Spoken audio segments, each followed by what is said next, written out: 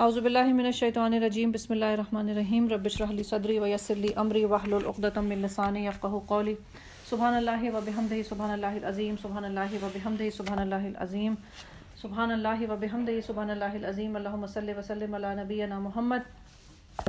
انشاءاللہ تعالی سورہ آل عمران ہم کنٹینیو کریں گے۔ آیت نمبر 102 اور 103 تک ہم نے پڑھا تھا اور وہیں سے انشاءاللہ تعالی ہم شروع کر لیتے ہیں آگے کی طرف۔ اللہ ترجمہ ہے آیت نمبر 102 کا کہ اے لوگو جو ایمان لائے ہو، اللہ سے ڈرو جیسا کہ اس سے ڈرنے کا حق ہے، تم کو موت نہ آئے مگر اس حال میں کہ تم مسلم ہو۔ سب مل کر اللہ کی رسی کو مضبوط پکڑ لو اور تفرقے پہ نہ پڑو۔ اللہ کے اس احسان کو یاد رکھو جو اس نے تم پر کیا ہے۔ تم ایک دوسرے کے دشمن تھے، اس نے تمہارے دل جوڑ دیے اور اس کے فضل و کرم سے تم بھائی بھائی بن گئے۔ تم آگ سے بھرے ہوئے ایک گڑھے کے کنارے کھڑے تھے، اللہ نے تم کو اس سے بچا لیا۔ اس طرح اللہ اپنی نشانیاں تمہارے سامنے روشن کرتا ہے، شاید کہ ان علامتوں سے تمہیں اپنی فلاح کا سیدھا راستہ نظر آ جائے۔ اور یہ وہ آیات ہیں جو ہم نے کل کر لی تھیں، جس میں جو ضروری باتیں تھیں میں ایک بس چند مختصر جملوں میں دہرا دیتی ہوں کہ اللہ تعالیٰ نے مسلمانوں کو تقوی کا حکم دیا تھا اور اس تقوی کے بارے میں یہ کہا تھا کہ تم پوری زندگی تقوی پہ عمل کرنا، موت کی حالت تک اس پر عمل پیرا رہنا اور سب مل کے اللہ کی رستی کو تھامنا، آپس میں تفرقہ مت کرنا۔ مسلمان جو جماعت ہوتی ہے، مسلمانوں کے جو معاشرے کے اندر جو لوگ ہوتے ہیں، ان سے اللہ تعالیٰ دراصل مخاطب ہیں، اور یہ ساری کی ساری باتیں جو کل تفصیل سے ہم نے دیکھ بھی چکی تھی، اس کو اصل میں بس دیکھنا یہی ہے کہ یہ ہمارے دلوں کی حالتیں ہیں کہ ہم جب مل جل کے کوئی کام کرتے ہیں اور تفرقے سے پرہیز کرتے ہیں، اور اگر خدا نخواستہ کوئی اختلاف ہو جائے تو اس کے بعد اس سے نکلنے کی کوشش کرتے ہیں، یہ سب اللہ تعالیٰ کی خاص رحمتیں ہیں۔ اور اسی لیے اللہ تعالیٰ نے فرمایا تھا اگلی آیات میں، جس کا ترجمہ یہ ہے کہ اللہ کے اس احسان کو یاد رکھو جو اس نے تم پر کیا تھا۔ یہ اللہ کا احسان ہے کہ اللہ تعالیٰ دلوں کے اندر وسعتیں ڈال دیتا ہے۔ دل کے اندر کجی ہونا، دل کا چھوٹا ہونا، دل میں لوگوں کے خلاف کڑھن ہونا یا لوگوں سے بدگمان ہونا یا ان سے پریشان ہونا، یہ سب دلوں کی جو یہ ساری سچویشنز یا بیماریاں ہوتی ہیں یا کیفیتیں ہوتی ہیں، یہ انسان کی خوشیوں کو بڑا خراب کر دیتی ہیں۔ تو جب ہم اللہ تعالیٰ سے اکثر و بیشتر دعا مانگتے ہیں کہ یا اللہ ہمیں خوشیاں دے اور ہمیں آسانیاں دے اور ہماری مشکلیں حل کر، تو اس کے لیے اللہ تعالیٰ سے تو ہم ظاہر ہے سبھی کچھ مانگتے ہیں، لیکن اپنی طرف نظر کر کے دیکھنا چاہیے کہ بعض دفعہ ہمارا دل صرف اس لیے برا رہتا ہے یا ہم اس لیے پریشان رہتے ہیں کیونکہ ہم نیگیٹو تھنکرز ہوتے ہیں، ہم غلط باتیں سوچ رہے ہوتے ہیں، وہ حقیقت نہیں ہوتی لیکن ہم سوچتے ہیں کہ وہ ایسا ہے اور ویسا ہے۔ تو اللہ تعالیٰ سے دعا یہی مانگنی چاہیے کہ اللہ تعالیٰ مجھے خوشیاں دے، تو اس میں یہ اپنی طرف سے بھی کوشش کریں کہ اس اللہ کے احسان کو بھی مانگیں کہ اللہ دلوں کو جوڑ دے اور دلوں کو کھول دے۔ دلوں میں جب لوگوں کے لیے بغض برائی ہوتی ہے تو اللہ کی نعمتیں جو آپ کے پاس مادی صورت میں یعنی مٹیریل صورت میں آپ کے ہاتھ میں بھی ہوتی ہیں، آپ کے پاس پیسہ بھی ہوتا ہے، آپ کے پاس چیزیں بھی ہوتی ہیں، لیکن دل کو قرار نہیں ملتا۔ تو یہ اللہ کا خاص انعام ہے کہ اللہ تعالیٰ جو ہے وہ دشمنوں کے دل کو بھی جوڑ دیتا ہے۔ اور یہ صحابہ کرام جانتے تھے، جیسا کہ ہم نے اوس اور خزرج کے بارے میں بھی بات کی تھی کہ وہ دشمن قبیلے تھے، لیکن جب اکٹھے ہوئے تو مدینہ میں جو انصار بنے اور جنہوں نے رسول اللہ صلی اللہ علیہ وسلم کا ساتھ دیا اور پوری مدینہ کی جو ایک سٹیٹ بنی، وہ انہی اوس اور خزرج کے لوگوں کی تھی جو پہلے ہمیشہ لڑا کرتے تھے۔ تو یہ جو لڑائی ہوتی ہے نا، وہ بڑی خطرناک چیز ہوتی ہے، اور اسی لیے یہ کہا گیا تھا کہ تم آگ سے بھرے ہوئے ایک گڑھے کے کنارے کھڑے تھے۔ یہ لڑائی جھگڑے جو ہوتے ہیں نا، انسان کو آخر کار جہنم کی طرف لے جاتے ہیں، دنیا بھی جہنم بن جاتی ہے اور آخرت بھی جہنم بن جاتی ہے۔ تو اللہ سے دعا کرنی چاہیے کہ اللہ اس سے ہم سب کو بچا لے۔ اللہ تعالیٰ نے اسی لیے فرمایا تھا کہ کذالک یبین اللہ لکم آیاتہ لعلکم تہتدون، اسی طرح اللہ تعالیٰ اپنی نشانیاں تمہیں روشن کر کے دکھا دیتا ہے شاید کہ تم کو سیدھا راستہ نظر آ جائے فلاح کا۔ تو ہدایت کا راستہ دلوں کا وسیع ہونا ہی بنتا ہے۔ پھر تم میں سے کچھ لوگ ایسے ضرور ہونے چاہیے جو نیکی کی طرف بلائیں، بھلائی کا حکم دیں، برائیوں سے روکتے رہیں۔ جو لوگ یہ کام کریں گے وہی فلاح پائیں گے۔ یہ مسلمانوں کے لیے دلوں کا بڑا ہونا اور مسلمانوں کا جڑ کے رہنا اور مسلمانوں کا تفرقے اور اختلاف میں نہ پڑنا، یہ صرف ایک انڈیویجول کی حیثیت سے اپنی ذاتی شخصیت کو اچھا بنانے تک محدود نہیں رہنا چاہیے۔ یعنی کہ ایسا نہیں ہونا چاہیے کہ میں یہ کہوں کہ میں تو بڑی خوش اخلاق ہوں، مجھے تو غصہ ہی نہیں آتا، میں تو سب لوگوں کو معاف کر دیتی ہوں، میں تو اپنے کام سے کام رکھتی ہوں۔ یہ سب اچھی عادتیں ہیں، ایک انسان کے اندر یہ اچھی عادتیں ہونی چاہیے، لیکن ان عادتوں کا معاشرے پہ کیا اثر پڑتا ہے؟ آپ اگر بہت اچھے اخلاق والے ہیں لیکن آپ کا زندگی کا مقصد صرف یہی ہے کہ آپ اپنے گھر میں کام کاج کریں، اپنی نوکری، اپنے بچے، اپنے گھر کی صفائی، اپنا شاپنگ، اپنا کھانا پینا، وقتاً فوقتاً کئی رشتہ داروں سے مل ملا لیا، کوئی دعوتیں وغیرہ کر لیں اور اس کے بعد اپنی زندگی گزارتے رہے، تو اللہ کی اس زمین پر آپ کے اخلاق کے کیا فائدے ہوں گے؟ اور کیسے پتہ چلے گا کہ واقعی آپ کا اخلاق ہے بھی اچھا یا نہیں ہے؟ اچھے اخلاق کا پتہ تو چلتا ہی اس وقت ہے جب آپ 4 لوگوں میں بیٹھتے ہیں، رائے کے اختلاف ہوتے ہیں، اور اس سے بھی آگے بڑھ کے جب کام کی بات آتی ہے، اگر آپ کسی شخص کے ساتھ 2 لوگوں کے ساتھ مل کے آپ کام کریں تو آپ کو پتہ چل جاتا ہے کہ وہ دوسرا شخص جو ہے وہ آپ کی بات نہیں سمجھتا. چھوٹی سے چھوٹی چیز ہو، اگر آپ ایک کھانا ہی پکا رہے ہو کچن میں، آپ اپنی مرضی سے کھانا پکاتے ہیں، اگر آپ نے جو دل چاہا جب دل چاہا پیاز ڈالی، جب دل چاہا گوشت ڈالا، جس طرح سے بھی چاہا سالن بنایا، جس طرح سے چاہا رہے چلے گئے. گھر میں 2 سے 3 لوگ آ جائیں، کوئی آپ کی بہن بھائی آ جائیں، کوئی نوکر ہی آ جائے آپ کے ساتھ، پھر آپ اس کو کہتے ہیں کہ میں نے تمہیں ایسا کہا تھا، تم نے ایسا کیوں نہیں کیا، میں یہ چاہ رہی تھی ایسا نہیں ہوا تو ویسا نہیں ہوا. ہمارے اندر جھنجھلاہٹ پیدا ہونے لگتی ہے. وہ اصل ٹیسٹ ہوتا ہے اس بات کا کہ آپ کا دل دماغ واقعی وہ ساری باتوں کو سمجھ رہا ہے جو اللہ تعالیٰ نے کہی ہے کہ نہیں کہی ہے. ورنہ اکیلے کمرے میں بیٹھ کے تنہائی میں اپنے آپ کو خوش اخلاق سمجھنا یہ تو بہت آسان ہوتا ہے. تو اللہ تعالیٰ نے جہاں دلوں کی صفائی کی بات کی اور جڑنے کی بات کی، تو اس کے ساتھ ساتھ ہی یہ کہہ دیا کہ تمہارے اندر کچھ لوگ ایسے ضرور ہونے چاہیے جو لوگوں کو نیکی کی طرف بلائیں اور انہیں بھلائی کا حکم دیں اور انہیں برائیوں سے روکیں. اور یہ کام وہی لوگ کرتے ہیں جو کہ فلاح پائیں گے. اب فلاح پانے کے لیے کام بھی بتا دیا گیا کہ لوگوں کو نیکی کی طرف بلانا ہے اور برائی سے روکنا ہے، لیکن اس سے پہلے یہ بتا دیا گیا ہے کہ وہ اخلاق کے اچھے ہوئے بغیر ہو نہیں سکتا. اور خاص کر کے دین کا پیغام پہنچانے کے لیے آپ کے اخلاق اگر اچھے نہیں ہوں گے تو کوئی بھی آپ سے متاثر نہیں ہوگا، چاہے وہ گھر والے ہوں، چاہے وہ ہم بڑے لارج اسکیل پہ کمیونٹیز اور سوسائٹیز کی بات کریں. لیکن مسلمانوں کے اندر ایک جماعت ایسی ضرور ہونی چاہیے جو لوگوں کو بتائے کہ اچھا کام کیا ہے، برا کام کیا ہے. لیکن جو میں نے ابھی آپ کے سامنے بار بار کہہ رہی ہوں کہ اخلاق کے بغیر یہ کام نہیں ہو سکتا. اور ہم مسلمانوں کے ساتھ بہت بڑا مسئلہ یہی ہو جاتا ہے اکثر و بیشتر کہ یا تو ہمارے اخلاق بہت اچھے ہوتے ہیں لیکن ہم کام کچھ نہیں کرتے، اور جو لوگ کام کرتے ہیں ان کے اخلاق بڑے خراب ہوتے ہیں. وہ لوگوں کو اللہ کے جہنم سے ڈراتے ہیں، وہ لوگوں کو اللہ کے غضب سے ڈراتے ہیں، وہ لوگوں کو پریشان کر دیتے ہیں کوئی نہ کوئی بات اس طرح کی بول کے کہ اسلام ایسا کہتا ہے اور آپ یوں نہیں کرتے، یوں کرنا چاہیے تھا اور یوں نہیں ہوتا. اور لوگ چڑھ جاتے ہیں، مذہب سے بھی چڑھتے ہیں اور مذہب پھیلانے والوں سے بھی چڑھتے ہیں. تو یہ پورا پیکج جو ہے نا، اخلاق اور کام اور اعمال، ان کو ساتھ ساتھ لے کے چلنا، اور فلاح پھر اسی میں ہوتی ہے. کہیں تم ان لوگوں کی طرح نہ ہو جانا جو فرقوں میں بٹ گئے اور کھلی کھلی واضح ہدایات پانے کے بعد پھر اختلافات میں مبتلا ہوئے. جنہوں نے یہ روش اختیار کی وہ اس روز سخت سزا پائیں گے، جبکہ کچھ لوگ سرخرو ہوں گے، کچھ لوگوں کا منہ کالا ہوگا. جن کا منہ کالا ہوگا ان سے کہا جائے گا کہ نعمت ایمان پانے کے بعد بھی تم نے کافرانہ رویہ اختیار کیا. اچھا تو اب اس کفران نعمت کے صلے میں عذاب کا مزہ چکھو. رہے وہ لوگ جن کے چہرے روشن ہوں گے تو ان کو اللہ کے دامن رحمت میں جگہ ملے گی اور وہ ہمیشہ اسی حالت میں رہیں گے. یہ اللہ کے ارشادات ہیں جو ہم تمہیں ٹھیک ٹھیک سنا رہے ہیں، کیونکہ اللہ دنیا والوں پر ظلم کرنے کا کوئی ارادہ نہیں رکھتا. زمین و آسمان کی ساری چیزوں کا مالک اللہ ہے اور سارے معاملات اللہ ہی کے حضور پیش ہوتے ہیں. وہی بات جو ابھی میں نے آپ سے کہی تھی کہ اللہ تعالیٰ نے صاف صاف وارننگز بھی دی ہیں کہ کہیں تم لوگ ایسے نہ ہو جانا جو فرقوں میں بڑھ جاؤ یا اختلافات میں مبتلا ہو جاؤ، کیونکہ جو لوگ اس رویے کو اختیار کریں گے ان کو قیامت میں سزا ملے گی. اختلافات کرنا بڑا آسان ہوتا ہے، اور ایک لیول پہ آپ کو لگتا ہے کہ میری جان چھوٹ گئی، یہ لوگ مجھے اچھے نہیں لگتے، اس طرح کی باتیں مجھے پسند نہیں ہیں، میں اپنے کام سے کام رکھتی ہوں. لیکن اللہ تعالیٰ کو یہ طریقہ زندگی پسند نہیں ہے. دنیا میں کامیاب لوگ ہمیشہ انسانوں کے درمیان رہتے ہیں اور انسانوں کے درمیان رہ کے چیزوں کو برداشت کرتے ہیں، چاہے وہ چھوٹے ہوں، چاہے وہ آپ کی عمر کے ہوں، چاہے وہ آپ کی عمر میں بڑے ہوں. ہر شخص کا مزاج مختلف ہوتا ہے. اس لیے لوگوں کے ساتھ اگر آپ کمفرٹیبل ہو سکتے ہیں تو یہ آپ کے اپنے اسلام کی اور آپ کے اپنے ایمان کے بڑھنے کا بہت اچھا ذریعہ بنتا ہے. زمین و آسمان کی ساری چیزوں کا مالک اللہ ہے، سارے معاملات اللہ کے حضور پیش ہوتے ہیں. اب دنیا کی وہ بہترین گروہ تم ہو جسے انسانوں کی ہدایت اور اصلاح کے لیے میدان میں لایا گیا ہے. تم نیکی کا حکم دیتے ہو، بدی سے روکتے ہو، اللہ پر ایمان رکھتے ہو. یہ اہل کتاب ایمان لاتے تو انہی کے حق میں بہتر تھا، اگرچہ ان میں سے کچھ لوگ ایماندار بھی پائے جاتے ہیں، مگر ان کے بیشتر افراد نافرمان ہیں. یہ تمہارا کچھ نہیں بگاڑ سکتے، زیادہ سے زیادہ بس کچھ ستا سکتے ہیں. اگر یہ تم سے لڑے تو مقابلے میں پیٹھ دکھائیں گے، پھر ایسے بے بس ہوں گے کہ انہیں کہیں سے مدد نہ ملے گی. یہ جہاں بھی پائے گئے ان پر ذلت کی مار ہی پڑی. کہیں اللہ کے ذمے یا انسانوں کے ذمے میں پناہ مل گئی تو یہ اور بات ہے. یہ اللہ کے غضب میں گر چکے ہیں، ان پر محتاجی اور مغلوبی مسلط کر دی گئی ہے، اور یہ سب کچھ صرف اس وجہ سے ہوا ہے کہ یہ اللہ کی آیات سے کفر کرتے ہیں اور انہوں نے پیغمبروں کو ناحق قتل کیا. یہ ان کی نافرمانیوں اور زیادتیوں کا انجام ہے. یہاں پر اللہ تعالیٰ نے اب ہمیں بتائی بات کہ کنتم خیر امت اخرجت للناس، تم دنیا کے وہ امت ہو، بہترین امت جسے لوگوں کے لیے نکالا گیا ہے. اس آیت کی تفسیر میں بہت کچھ علماء لکھتے ہیں. اگر یہ مردوں سے حوالے سے بات کی جائے تو گھروں سے نکالے گئے کے بہت سارے معنی جو ہے وہ جہاد بھی ہو سکتے ہیں، وہ تبلیغ بھی ہو سکتی ہے، وہ بہت سارے کام جو گھر سے نکل کے کرنے کے حوالے سے ہوتے ہیں کہ مردوں کے لیے تو گھر سے نکلنا لازم ہے، انہیں روزانہ نکلنا ہوتا ہے. اگر عورتوں کے حوالے سے دیکھا جائے تو ضروری نہیں ہے کہ اخرجت کے معنوں میں گھر سے باہر نکلنا ہی آ جائے.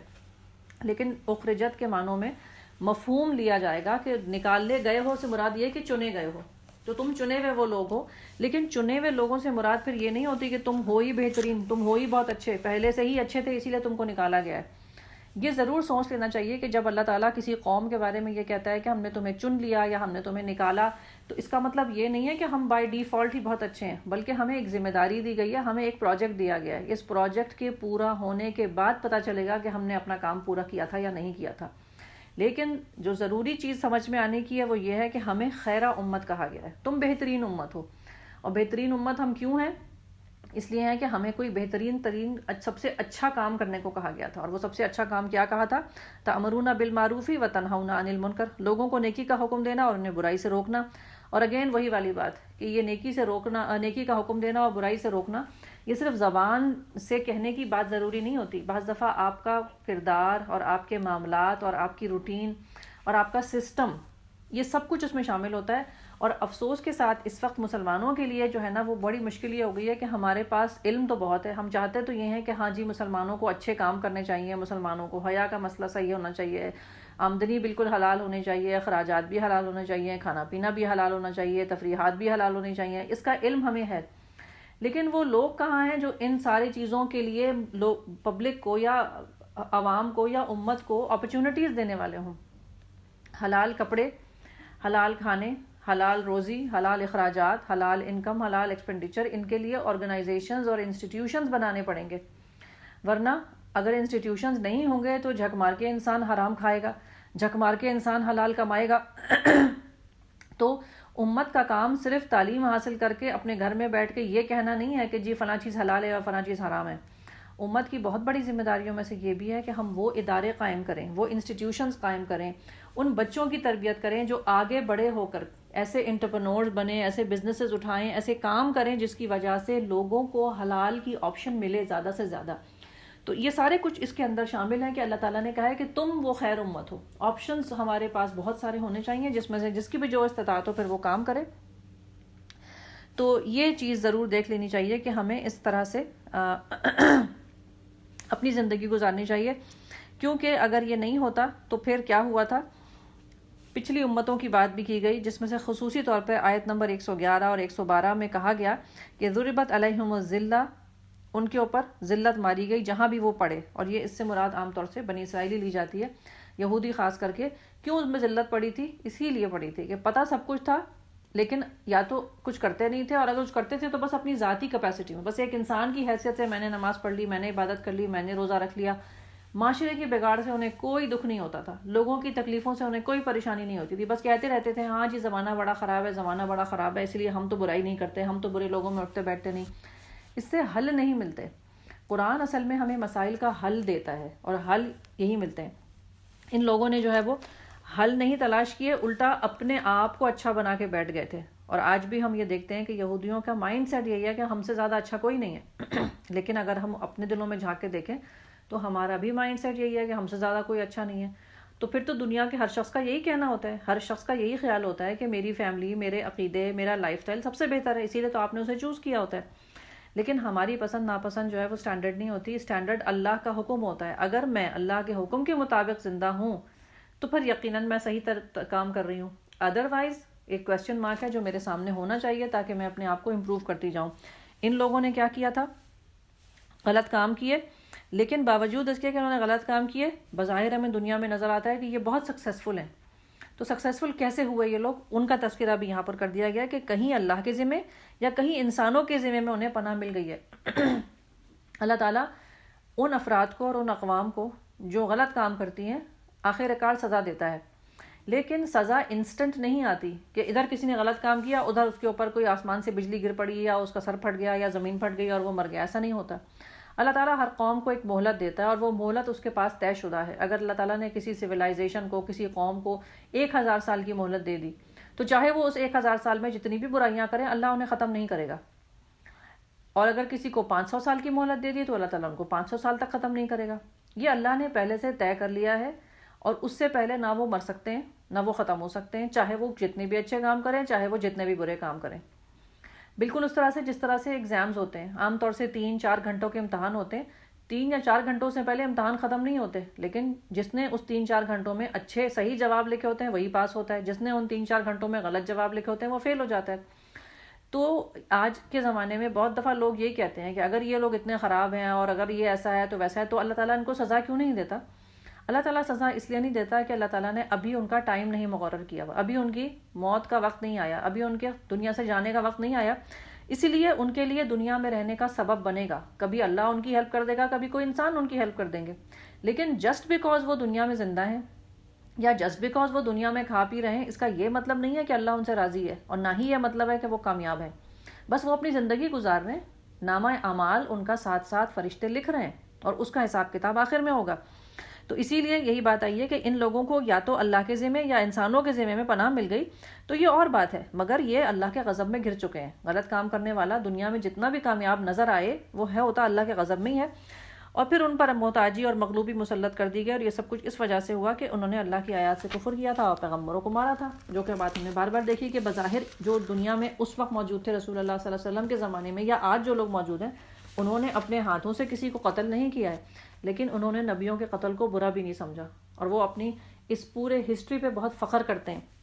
اسی لیے اللہ تعالیٰ نے کہا تھا کہ ان کی نافرمانیوں اور زیادتیوں کا انجام یہی ہوگا۔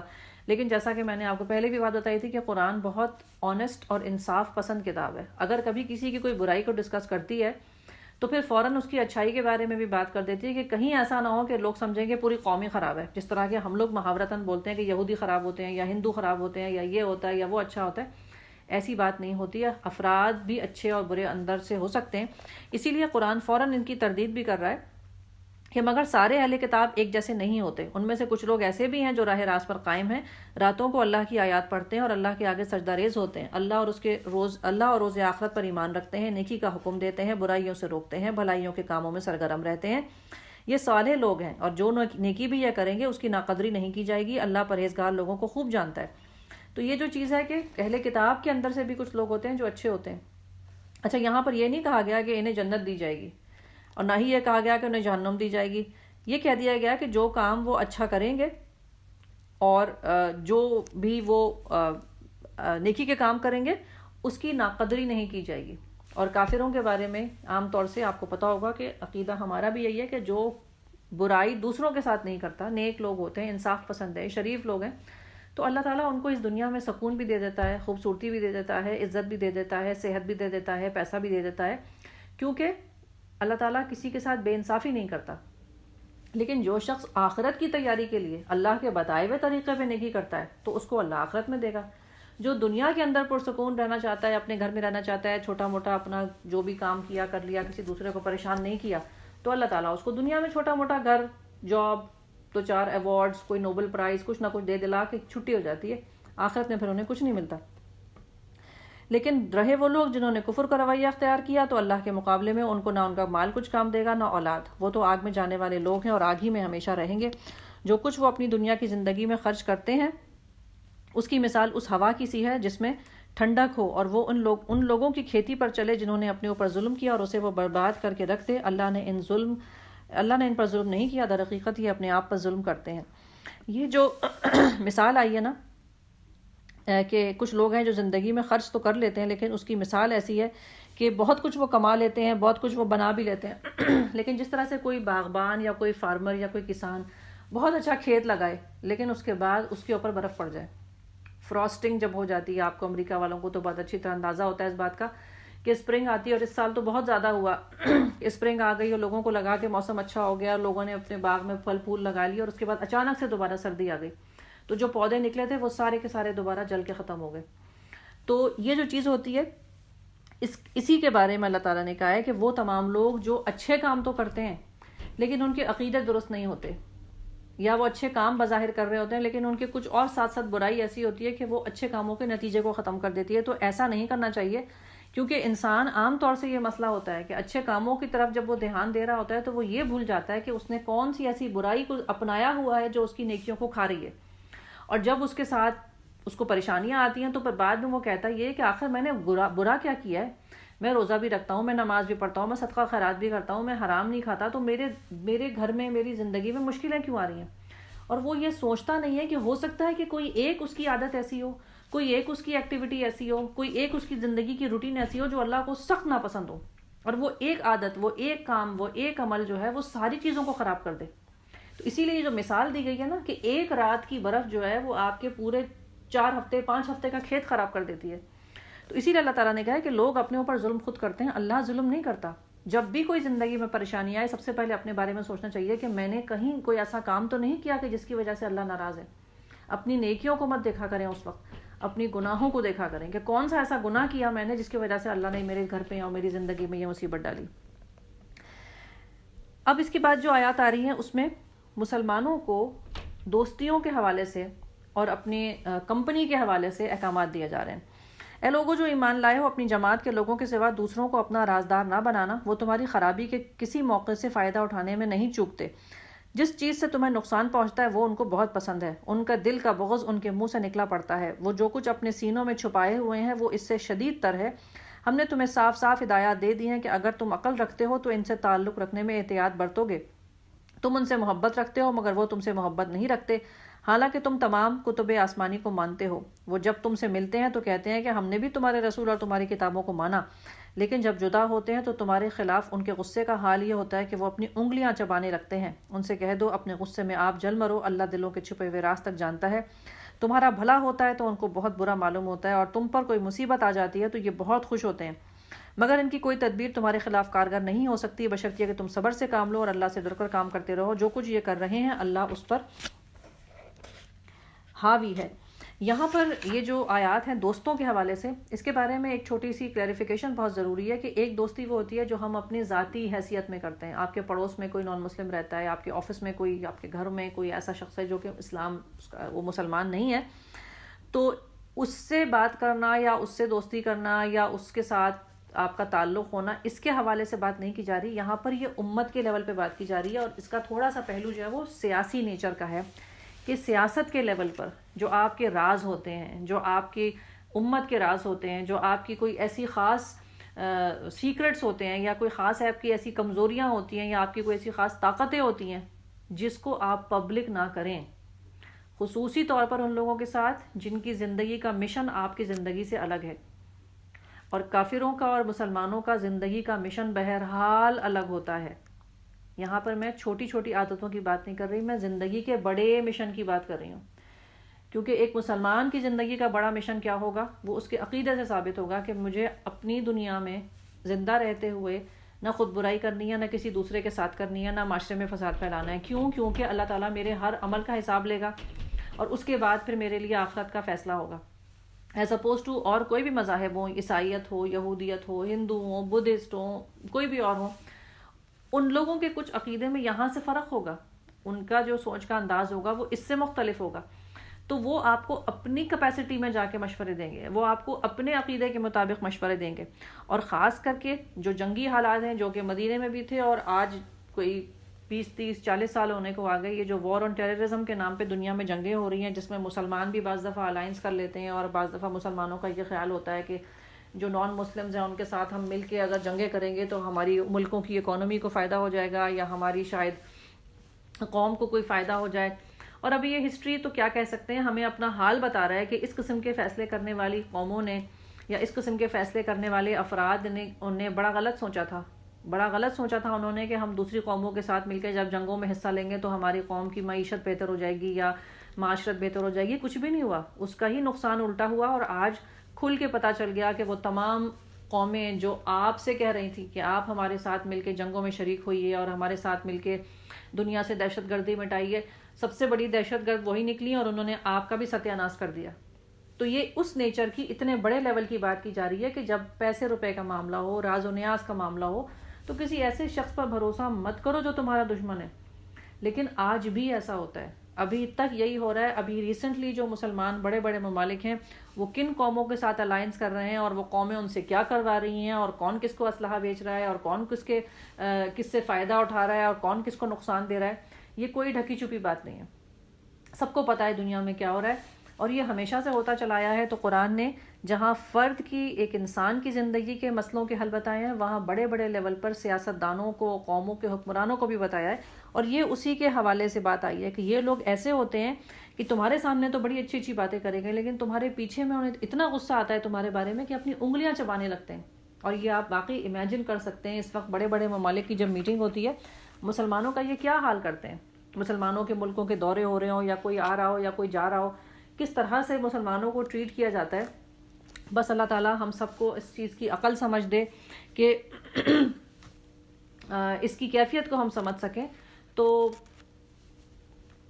بہت کچھ ہے جو کہ ان آیات کی تفسیر میں مزید بھی کہا جا سکتا ہے, لیکن بہرحال ہمارا پاس اس کا ٹاپک نہیں ہے. لیکن سیاست کی جو چالیں ہیں دنیا میں اس کے بارے میں قرآن بہت واضح احکامات دیتا ہے. تو اس لیے اپنے بچوں کو بھی قرآن کے اس پہلو سے ضرور پڑھانا چاہیے, کیونکہ ہمارے بچے اللہ تعالیٰ بہتر کرنے والا ہے. جس معاشرے میں اب پل رہے ہیں بڑھ رہے ہیں, اور ہمارے بچے اگر بڑے ہو چکے تو اب جو ان کے بچے آئیں گے تو سیاست کہاں رنگ کون سا لے کے جائے گی اور دنیا میں کیا کیا تباہیاں آنے والی ہیں. مسلمان ہونے کی حیثیت سے ہمیں حقیقتوں کا علم ہونا چاہیے کہ کون سی چیز ہے جو اچھی ہے اور کون سی چیز ہے جو غلط ہے, تاکہ ہم اویئر ہوں. تو اویئرنس کے لیے بھی قرآن کو سمجھنا بہت ضروری ہے. اب ہم پہنچے ہیں ان آیات پر جہاں سے جنگ احد کا تذکرہ شروع ہوگا.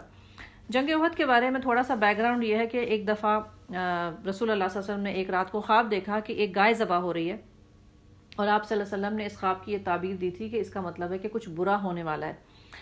اور اس کے بعد پھر یہ جنگ احد کا سلسلہ شروع ہوا. تو عبداللہ بن ابی جو تھا اس کو جب پتہ چلا کہ جنگ احد ہو رہی ہے اور اس طرح سے سچویشن ہونے والی ہے, تو عبداللہ بن ابی نے, جو کہ وہ منافق تھا, اس نے کہا کہ میرا یہ خیال ہے کہ ہمیں مدینے سے باہر نہیں جانا چاہیے, ہم اپنے مدینے کے شہر میں رہ کے لڑیں گے.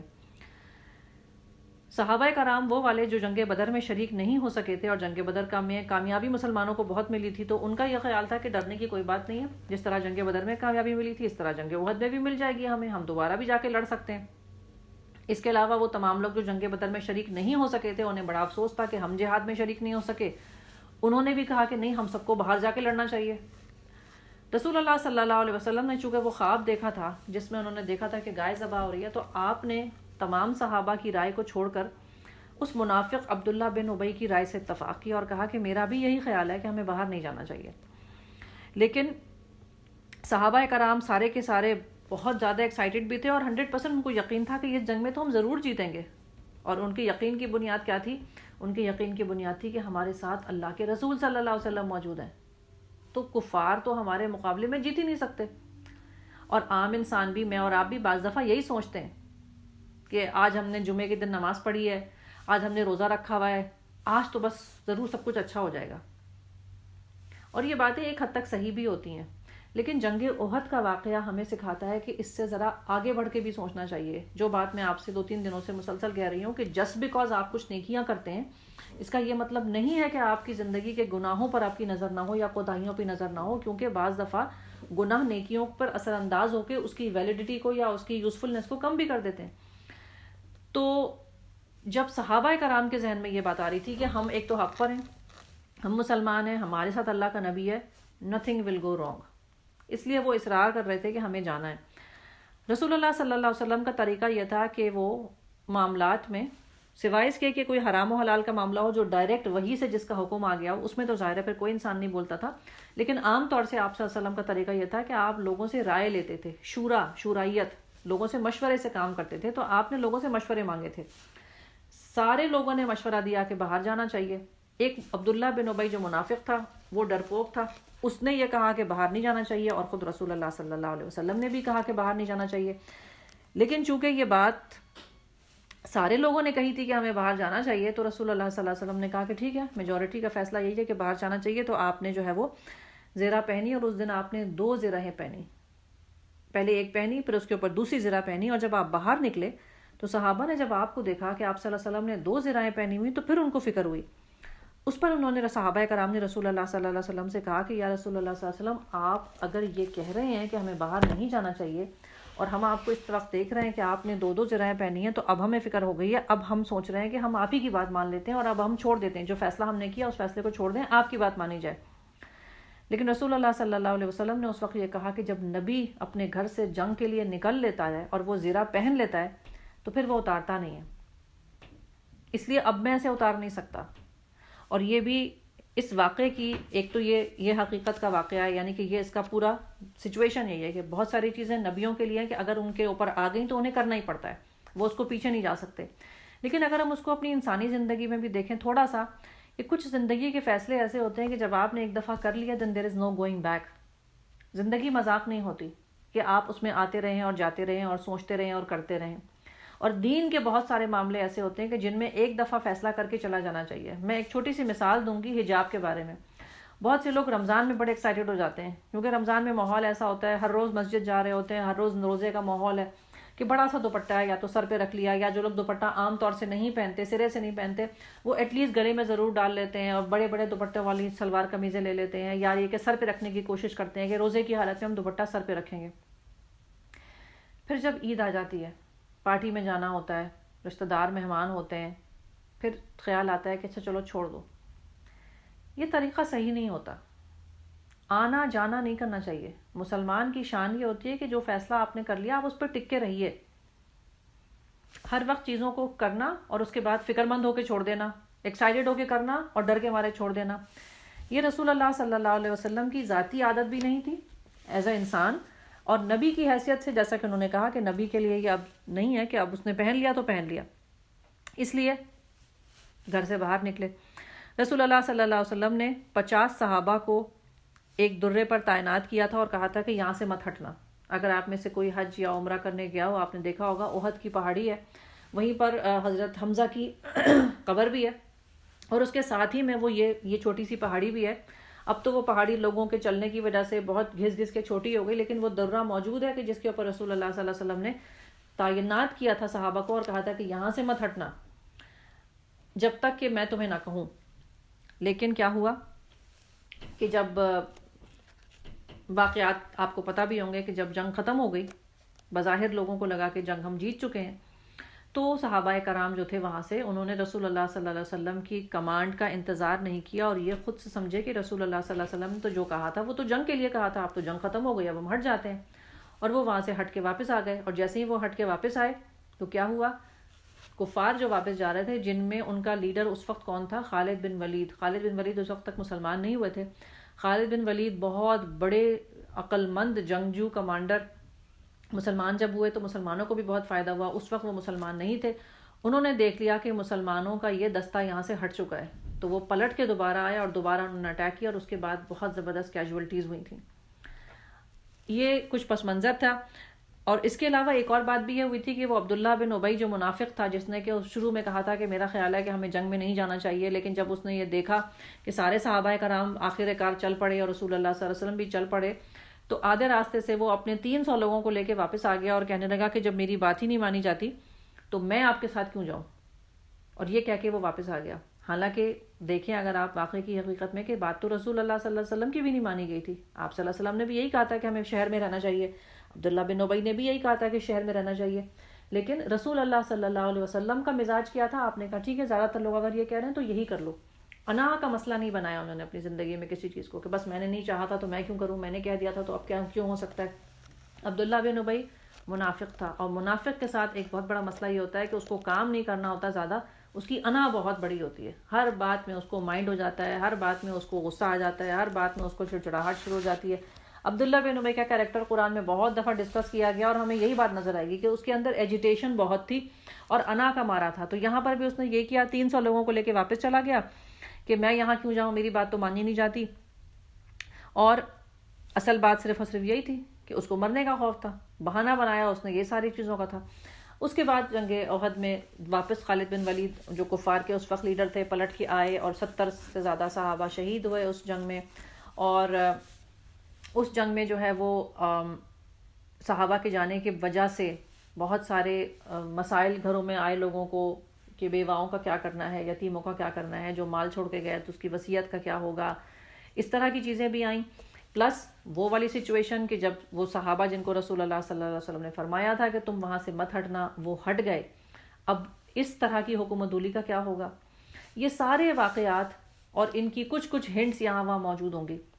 پورا جنگ احد کا واقعہ ڈے 1 سے لے کے ڈے لاسٹ تک قرآن میں لکھا ہوا نہیں ہے، لیکن ان واقعوں میں سے وہ کون سا سیگمنٹ ہے یا وہ کون سی چیز ہے جس سے کہ مجھے اور آپ کو اپنے اخلاق کی تربیت کے لیے، اپنے معاملات کی تربیت کے لیے، اپنے نفس کی تربیت کے لیے اور اپنی امت کی تربیت کے لیے ہنٹس لینی ہے، وہ ساری ہمیں یہاں سے مل جائیں گی۔ اور قرآن اسی طرح تبصرے کرتا ہے واقعات کے اوپر۔ قرآن عام طور سے واقعات پورے نہیں سناتا، چھوٹے چھوٹے ٹکڑے سناتا چلا جاتا ہے تاکہ جو پڑھنے والا ہے وہ سیکھتا جائے کہ اچھا یہ کام مجھے کرنا ہے، یہ کام مجھے نہیں کرنا۔ اور اسی طرح سے میں اور آپ بھی ان آیات کو دیکھیں گے۔ ترجمہ آپ کے سامنے رکھتی ہوں۔ اے نبی صلی اللہ علیہ وسلم، مسلمانوں کے سامنے اس موقع کا ذکر کریے کہ جب آپ صبح سویرے اپنے گھر سے نکلے تھے اور احد کے میدان میں مسلمانوں کو جنگ کے لیے جا بجا مامور کر رہے تھے۔ اللہ ساری باتیں سنتا اور نہایت باخبر ہے۔ یاد کیجئے جب تم میں سے 2 گروہ بزدلی دکھانے پر آمادہ ہو گئے تھے۔ ان 2 گروہوں کے بارے میں بھی کہا جاتا ہے کہ جو مدینہ کے بہت سارے قبیلے تھے جو ساتھ چلے تھے آپ صلی اللہ علیہ وسلم کے، ان میں سے 2 گروہ تھے، ایک کا نام تھا بنو سلمہ اور ایک کا نام تھا بنو حارثہ۔ یہ 2 صحابہ کا گروپ تھا، وہ بھی اس وقت وہاں سے چلا گیا تھا کیونکہ انہیں سمجھ میں نہیں آ رہا تھا کہ ہو کیا رہا ہے، اور وہ بزدلی دکھانے پر آمادہ ہو گئے تھے، حالانکہ اللہ ان کی مدد پر موجود تھا اور مومنوں کو اللہ پر بھروسہ کرنا چاہیے۔ آخر اس سے پہلے جنگ بدر میں اللہ تمہاری مدد کر چکا تھا، حالانکہ اس وقت تم بہت کمزور تھے، لہٰذا تم کو چاہیے کہ اللہ کی ناشکری سے بچو، امید ہے کہ اب تم شکر گزار بنو گے۔ اے نبی صلی اللہ علیہ وسلم یاد کرو جب تم مومنوں سے کہہ رہے تھے کیا تمہارے لیے یہ بات کافی نہیں ہے کہ اللہ 3000 فرشتے اتار کر تمہاری مدد کرے؟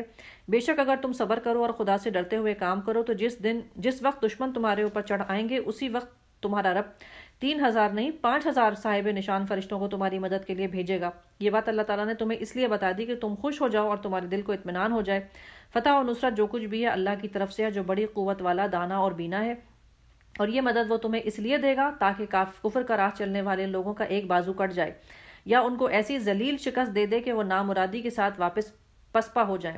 اے پیغمبر صلی اللہ علیہ وسلم، فیصلے کے اختیارات میں تمہارا کوئی حصہ نہیں، اللہ کو اختیار ہے، چاہے انہیں معاف کرے چاہے سزا دے، کیونکہ وہ ظالم ہے۔ زمین و آسمانوں میں جو کچھ ہے اس کا مالک اللہ ہے، جس کو چاہے وہ بخش دے، جس کو چاہے عذاب دے، وہ معاف کرنے والا اور رحیم ہے۔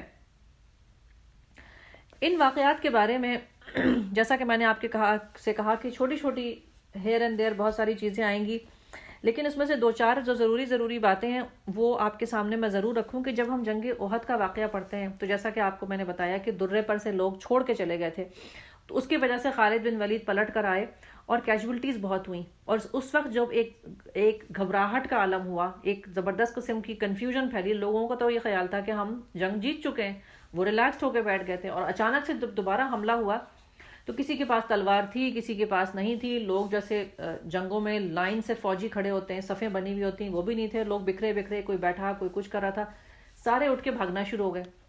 رسول اللہ صلی اللہ علیہ وسلم ان لوگوں کو آوازیں دے رہے تھے اور ان کو بلا رہے تھے کہ تم پلٹو، لیکن اس بھگدڑ میں لوگوں کو آواز بھی سنائی نہیں دی، تو اس کی وجہ سے بھی اور بھی کچھ ہوا، اور آپ صلی اللہ علیہ وسلم کو پھر ایک تیر بھی آ کے لگا جس سے آپ کے منہ میں زخم بھی آیا۔ یہ سب کچھ جنگ احد میں ہوا۔ ایک اصول کی بات جو ان واقعات سے سیکھنے کی ہے، اور خاص کر کے آل عمران کے ترجمے میں آپ کو نظر آ جائے گا کہ بہرحال یہ حقیقت ہے کہ یہ سارا کچھ صحابہ کی اس غلط فہمی کی وجہ سے ہوا کہ آپ صلی اللہ علیہ وسلم نے منع کیا تھا کہ نہیں ہٹو، وہ ہٹ گئے، اور پھر اس کے بعد جب آپ صلی اللہ علیہ وسلم بلا رہے ہیں لوگوں کو کہ واپس آؤ تو اتنی شور شرابے میں آواز نہیں جا رہی تھی، لوگ رسول اللہ صلی اللہ علیہ وسلم کی طرف پلٹ کے نہیں آئے۔ تو جو بات میں نے شروع میں آپ سے کہی تھی کہ صحابہ کرام آخر جنگ میں جانا ہی کیوں چاہتے تھے، اس لیے کہ ان کا یہ خیال تھا کہ رسول اللہ صلی اللہ علیہ وسلم ساتھ ہیں تو کیا غلط بات ہوگی۔ اللہ تعالیٰ نے ان کو دکھا دیا کہ رسول بھی تمہارے ساتھ ہو، اگر تمہارا عمل ٹھیک نہیں ہے تو تمہارے ساتھ کچھ نہ کچھ خرابی ہوگی، بلکہ الٹا تمہاری وجہ سے رسول اللہ صلی اللہ علیہ وسلم کو بھی زخم لگ سکتا ہے۔ یہ سمجھنا بہت ضروری ہے، کیونکہ ہوتا کیا ہے کہ مذہب کے معاملے میں ہمارا یہ خیال ہوتا ہے کہ مذہب ایک بہت ہی دنیا سے دور کی ہولی کوئی چیز ہے جس میں بس کوئی بادل ہیں، کوئی دھواں ہے، کچھ رحمتیں برکتیں برس رہی ہیں، اور ہم اگر یہ کر لیں گے اور وہ کر لیں گے، یہ پڑھ لیں گے تو وہ پڑھ لیں گے تو اس سے یوں جائے گا تو اس سے وہ ہو جائے گا۔ بعض دفعہ ہو بھی جاتا ہے، لیکن بعض دفعہ دنیا اسباب کی دنیا ہے۔ اللہ تعالیٰ نے یہ دنیا جو بنائی ہے نا، اس میں چیزیں فزیکلی ہوتی ہیں۔ اگر آپ بسم اللہ الرحمن الرحیم کر کے چولہے پہ ہاتھ ڈالیں گے تو پھر بھی جلے گا، اس لیے کہ چولہے پہ آگ ہے۔ بسم اللہ آپ کو نہیں بچائے گا، آیت الکرسی پڑھ کے اگر آپ اپنے ہاتھ پہ چھری پھیریں گے تو ہاتھ کٹے گا، اس لیے کہ یہ دنیا فزیکل لاز پہ چل رہی ہے۔ یہاں پر اسپرچول لاز نہیں چلتے ہیں، یہاں فزیکل لاز چلتے ہیں۔ لیکن اگر کوئی ایسی دعا، کوئی ایسا وظیفہ، کوئی ایسا حکم جو اللہ نے دیا ہے، رسول اللہ صلی اللہ علیہ وسلم نے دیا ہے، تو پھر وہ دعا، وہ درود، وہ حکم، وہ سورہ، وہ وظیفہ، جو کچھ بھی ہوگا وہ فزیکل لاز کو بھی کاٹ سکتا ہے، مگر وہ صرف اس وقت جب وہ اللہ نے بتایا ہو. اگر وہ اللہ نے نہیں بتایا اور میں نے سوچا ہوا ہے تو پھر وہ تیر تکے والی بات ہے، کبھی چل بھی جائے گا اور کبھی نہیں بھی چلے گا. تو صحابہ کرام کا یہ سوچنا کہ آپ صلی اللہ علیہ وسلم ساتھ ہیں تو کچھ نہیں ہوگا، نظر آ گیا کہ آپ کے ساتھ رہتے پر بھی بہت کچھ ہو گیا. اس سے دوسری بات نمبر 2 جو بہت اہم بات ہے کہ ان ساری چیزوں کا تذکرہ قرآن میں موجود ہے، لیکن قرآن اس کے ساتھ ساتھ بار بار آپ کو یہ بتاتا جائے گا کہ اللہ تعالیٰ کہتے ہیں کہ ہم نے ان صحابہ کو معاف کیا. یہ ایک بہت بڑی حکم عدولی تھی، آپ صلی اللہ علیہ وسلم کی بات نہیں مانی گئی تھی، لیکن اللہ تعالیٰ کہتے ہیں ہم نے انہیں معاف کیا. بہت سارے لوگ صحابہ کرام کی شان میں گستاخی کرتے ہیں اور یہ کہتے ہیں کہ صحابہ کرام تو وہ لوگ تھے جن لوگوں نے رسول اللہ صلی اللہ علیہ وسلم کی بات نہیں مانی، صحابہ کرام تو وہ تھے جن سے غلطیاں ہوئیں، صحابہ کرام تو وہ تھے جن کی وجہ سے رسول اللہ صلی اللہ علیہ وسلم کو زخم آئے. ہاں یہ سب کچھ ہوا تھا، لیکن اللہ تعالیٰ نے قرآن میں بار بار فرمایا کہ ہم نے انہیں معاف کیا، ہم نے انہیں معاف کیا. جب اللہ نے معاف کر دیا تو بات ختم. تو دوسری اہم چیز کیا ہے؟ چیزوں کو دلوں میں زندگی بھر کے لیے نہیں بسانا چاہیے کہ کوئی شخص ایک دفعہ گناہ کر چکا ہے تو بس وہ ساری زندگی کے لیے شیطان بن جائے گا. کوئی شخص مجھے اچھا لگتا ہے تو میں اس کی کسی بات کو برا نہیں سمجھوں گی. حقیقت کی نظر سے زندگی کو دیکھنا چاہیے. چیزیں آتی بھی رہتی ہیں اور جاتی بھی رہتی ہیں. تو یہ سیکنڈ چیز ہے کہ صحابہ کرام کی شرف اور عزت قرآن نے ثابت کی ہے، اس لیے ہم ان کی غلطیوں کو اس طرح ڈسکس نہیں کریں گے. اور تیسری چیز کہ جب یہ سب کچھ ہو رہا تھا تو رسول اللہ صلی اللہ علیہ وسلم نے یہ فرمایا، اور وہاں پر واقعات میں آتا ہے کہ جب وہ بلا رہے تھے رسول اللہ صلی اللہ علیہ وسلم لوگوں کو کہ آؤ دیکھو میں زخمی ہو گیا ہوں، مت بھاگو، ہم دوبارہ اسمبل ہو سکتے ہیں، دوبارہ فائٹ ہو سکتی ہے. لوگوں نے سنا نہیں تو آپ صلی اللہ علیہ وسلم کے منہ سے نکل گیا کہ وہ قوم کیسے فلاح پا سکتی ہے جو اپنے نبی کو زخمی کرے گی، خاص کر کے کفار، کہ وہ کفار جن کو میں سمجھانا چاہ رہا ہوں اسلام کے اور وہ مجھے تیر مار رہے ہیں، تو انہیں فائدہ کیا ملے گا. اس پر یہ آیت نازل ہو گئی. کیا نازل ہوئی تھی آیت کہ اے نبی صلی اللہ علیہ وسلم فیصلے کے اختیارات میں آپ کا حصہ نہیں ہے. اللہ تعالیٰ کی جو بڑائی ہے نا، اللہ تعالیٰ کی جو خدائی ہے اس میں کوئی شریک نہیں ہے، حتیٰ کہ کوئی رسول بھی شریک نہیں ہے، رسول اللہ صلی اللہ علیہ وسلم بھی شریک نہیں ہے. اور ہدایت اور گمراہی کا فیصلہ اللہ کرتے ہیں، بندے نہیں کرتے. میں نہیں کر سکتی، آپ نہیں کر سکتے، کوئی نبی بھی نہیں کر سکتا. نبیوں کا بھی کام یہی ہے اور میرا اور آپ کا بھی کام یہی ہے کہ ہم لوگوں کو بتا سکتے ہیں لیکن فیصلے نہیں کر سکتے. تو جیسے ہی رسول اللہ صلی اللہ علیہ وسلم کے منہ سے یہ بات نکلی کہ یہ لوگ اب کیسے ہدایت پائیں گے، یہ تو مجھے بھی مارنا چاہ رہے ہیں، اللہ تعالیٰ نے پہ کیا فرما دیا ان کے لیے کہ فیصلے کے اختیارات میں آپ کا حصہ نہیں ہے، اللہ کا اختیار ہے، جسے چاہے معاف کرے، جسے چاہے سزا دے. اور اس کے بعد پھر ہمیں پتہ ہے کہ خالد بن ولید اس کے بعد مسلمان ہوئے اور ان کے اسلام لانے سے کیا کیا فائدے ہوئے. تو یہ زخم جو رسول اللہ صلی اللہ علیہ وسلم کو لگا تھا وہ خالد بن ولید کی وجہ سے لگا تھا، اور اس کے بعد خالد بن ولید کی وجہ سے کتنے فائدے آپ کو ملے. تو یہ جو زندگی کی حقیقتیں ہوتی ہیں نا، اس کو سمجھنا چاہیے. زندگی بلیک اینڈ وائٹ نہیں ہوتی ہے کہ بس ایک شخص بہت اچھا ہے اور ایک شخص بہت خراب ہے اور یہ اور وہ. ہر چیز ریلیٹڈ ہے، کاز اینڈ ایفیکٹ، ایکشن اور ری ایکشن پہ چلتی ہیں، اور یہ دنیا میں بھی ہوتا ہے اور یہ دین میں بھی ہوتا ہے. اللہ اور اس کے رسول صلی اللہ علیہ وسلم کی اطاعت کرو، توقع ہے کہ تم پر رحم کیا جائے گا. دوڑ کر چلو اس راہ پر جو تمہارے رب کی بخشش اور اس کی جنت کی طرف لے جاتی ہے، جس کی وسعت زمین اور آسمانوں جیسی ہے، اور وہ ان خدا ترس لوگوں کے لیے مہیا کی گئی ہے جو ہر حال میں اپنے مال خرچ کرتے ہیں، چاہے بدحال ہوں یا خوشحال، جو غصے کو پی جاتے ہیں، جو دوسروں کے قصور معاف کر دیتے ہیں. ایسے نیک لوگ اللہ کو بہت پسند ہیں.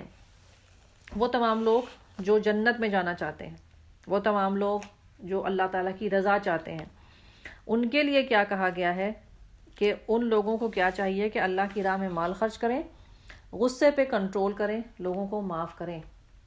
یہ تینوں چیزیں اصل میں وہ کام ہے جس کی وجہ سے اپنے نفس کی تربیت ہوتی ہے.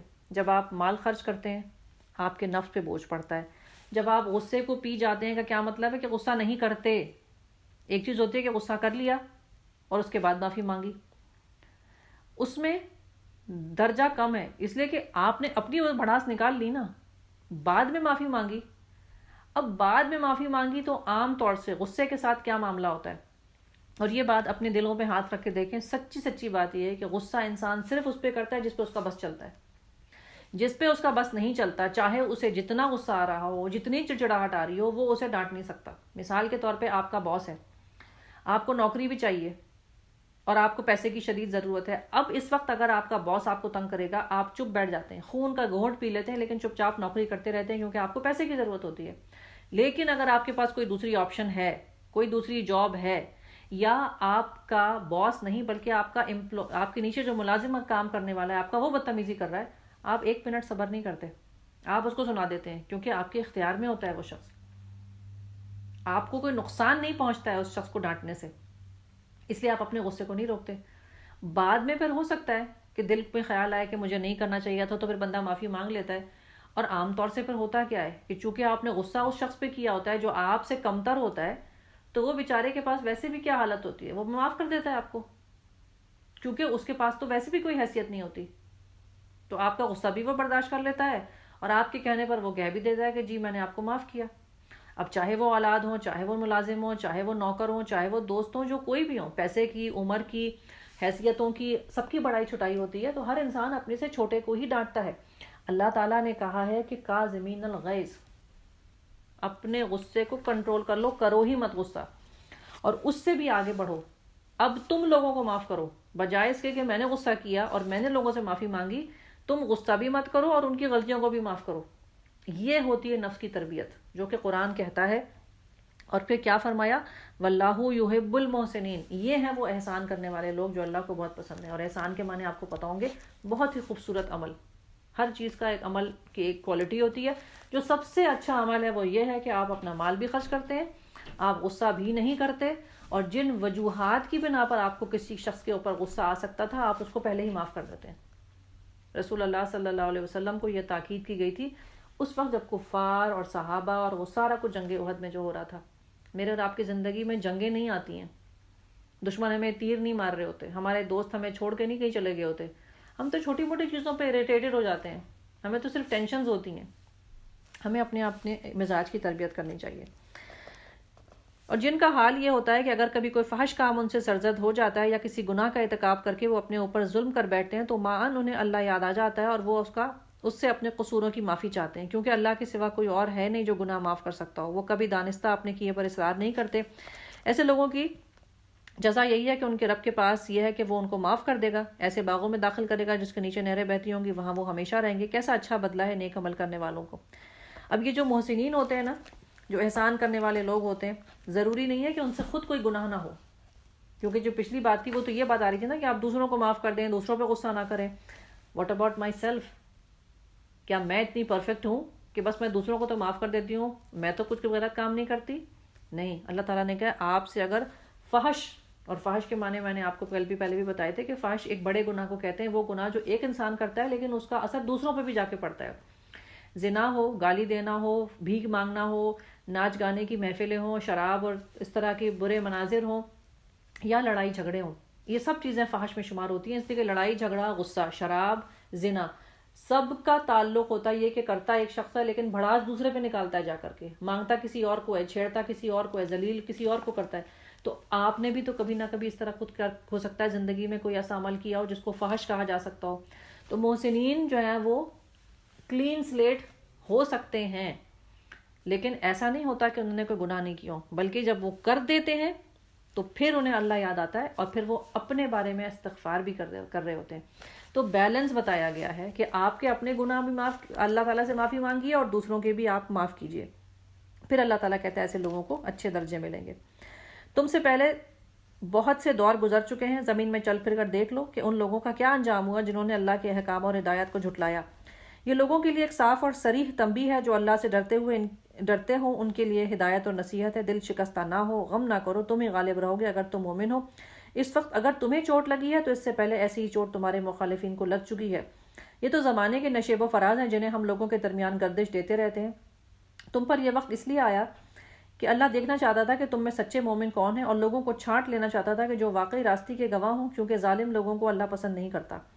اور وہ اس آزمائش کے ذریعے سے مومنوں کو الگ چھانٹ کر کافروں کی سرکوبی کر دینا چاہتا تھا۔ کیا تم نے یہ سمجھ رکھا ہے کہ یوں ہی جنت میں چلے جاؤ گے؟ حالانکہ ابھی تو اللہ نے دیکھا ہی نہیں تھا کہ تم میں سے کون ہیں وہ لوگ جو اللہ کی راہ میں جانیں لڑانے والے اور حق کی خاطر صبر کرنے والے ہیں۔ یہ احد کا واقعہ اصل میں ہوا ہی کیوں تھا، اس کی یہاں پر حکمتیں بتائی جا رہی ہیں کہ یہ جنگ اصل میں ہوئی کیوں تھی۔ پہلی بات یہ کہ اللہ دیکھنا چاہتا تھا کہ مومن کون ہے۔ دوسری بات یہ کہ اللہ دیکھنا چاہتا تھا کہ کچھ لوگ ہیں جو کہ شہید ہو جائیں گے، کچھ لوگ ہیں جن کو اللہ تعالیٰ کہہ رہا ہے کہ ہم ان کو پاک ہی نہیں کرنا چاہتے تھے۔ اور کچھ لوگ ایسے ہیں جنہیں اللہ تعالیٰ تباہ کرنا چاہتا تھا، ان سب کو چھانٹ کے الگ ہونا تھا، کیونکہ لوگ ایک سوسائٹی میں، ایک خاندان میں، ایک گھر میں ملے جلے رہتے ہیں۔ ہم اگر اس کو اپنی زندگی کی مثال سے سمجھیں کہ اگر ہم جنگ احد کے اس میسج کو اپنی پرسنل زندگی میں لے کر آتے ہیں کہ ہماری زندگی میں مسئلے آتے ہی کیوں ہیں؟ اسی لیے آتے ہیں کہ اللہ تعالیٰ دیکھنا یہ چاہ رہا ہوتا ہے کہ ایمان آپ کا کتنا ہے، آپ کی گواہیاں کیا ہیں، آپ اپنے آپ کو پاک کرتے ہیں اس سچویشن میں جا کے، یا آپ اس سچویشن میں انوالو ہو کے تباہ و برباد ہو جاتے ہیں، ضائع ہو جاتے ہیں۔ کوئی بھی آزمائش اگر زندگی میں آتی ہے تو یہی کرواتی ہے، یا تو آپ کو پاس کروا دیتی ہے، یا تو آپ کو اس میں الجھا کے چھوڑ دیتی ہے، یا تو آپ کو فیل کروا دیتی ہے۔ تو یہ تینوں چیزیں جنگوں میں بھی ہوئی تھیں اور ہمیں اپنی زندگی کے حوالے سے بھی دیکھتے رہنا چاہیے۔ جنگ احد میں یہی ہوا کہ جو لوگ چھٹ کے الگ ہو گئے، نظر آ گیا کون اچھا تھا اور کون برا تھا۔ تم تو موت کی تمنائیں کر رہے تھے، مگر اس وقت جب کہ وہ موت سامنے نہ آئی تھی، لو اب وہ تمہارے سامنے آ گئی اور تم نے اسے اپنی آنکھوں سے دیکھ لیا۔ اور یہ وہی بات کہ وہ تمام صحابہ کرام جو اس وقت کہہ رہے تھے رسول اللہ صلی اللہ علیہ وسلم سے کہ ہمیں مدینے سے باہر جا کے جنگ کرنی ہے، ہمیں بھی جانا ہے، ہمیں بھی لڑائی کرنی ہے، جب پلٹ کے اب خالد بن ولید آئے اور یہ جو بھگدڑ مچی ہے تو جان بچا کے بھاگنے کے لیے بھی لوگ تیار ہو گئے تھے، تو اللہ تعالیٰ یاد دلا رہا ہے کہ ان کی کمزوریاں، کہ دیکھو تم تو تمنا کر رہے تھے کہ ہم اللہ کی راہ میں مرنا چاہتے ہیں، لیکن جب مرنے کا ٹائم آیا تم کو لگا کہ تم مرنے والے تو تم بھاگ گئے اپنی جان چھڑا کر کے۔ تو یہ جو انسانوں کا تبصرہ ہے، اور اس میں سے ایک بڑے مزے کی بات ہے جو کہ بہت سارے وہ لوگ جو کہ نان مسلم ہوتے ہیں ان کا کہنا یہ ہوتا ہے کہ یہ کتاب جو ہے قرآن، یہ رسول اللہ صلی اللہ علیہ وسلم نے خود لکھی ہے۔ کہتے ہیں یہ کہ یہ وحی تو کچھ بھی چیز نہیں ہوتی اور نبی بھی کوئی چیز نہیں ہوتا، یہ کتاب تو لکھی گئی ہے۔ قریش بھی کہا کرتے تھے اور آج کل بھی لوگ بھی کہا کرتے ہیں، لیکن ایک ایسپیکٹ ہے، اور نان مسلم جو عقل مند ہے، جو عقل مند انسان ہوتا ہے وہ ہمیشہ عقل کی بات کرتا ہے، چاہے مسلمان ہو چاہے نان مسلم ہو۔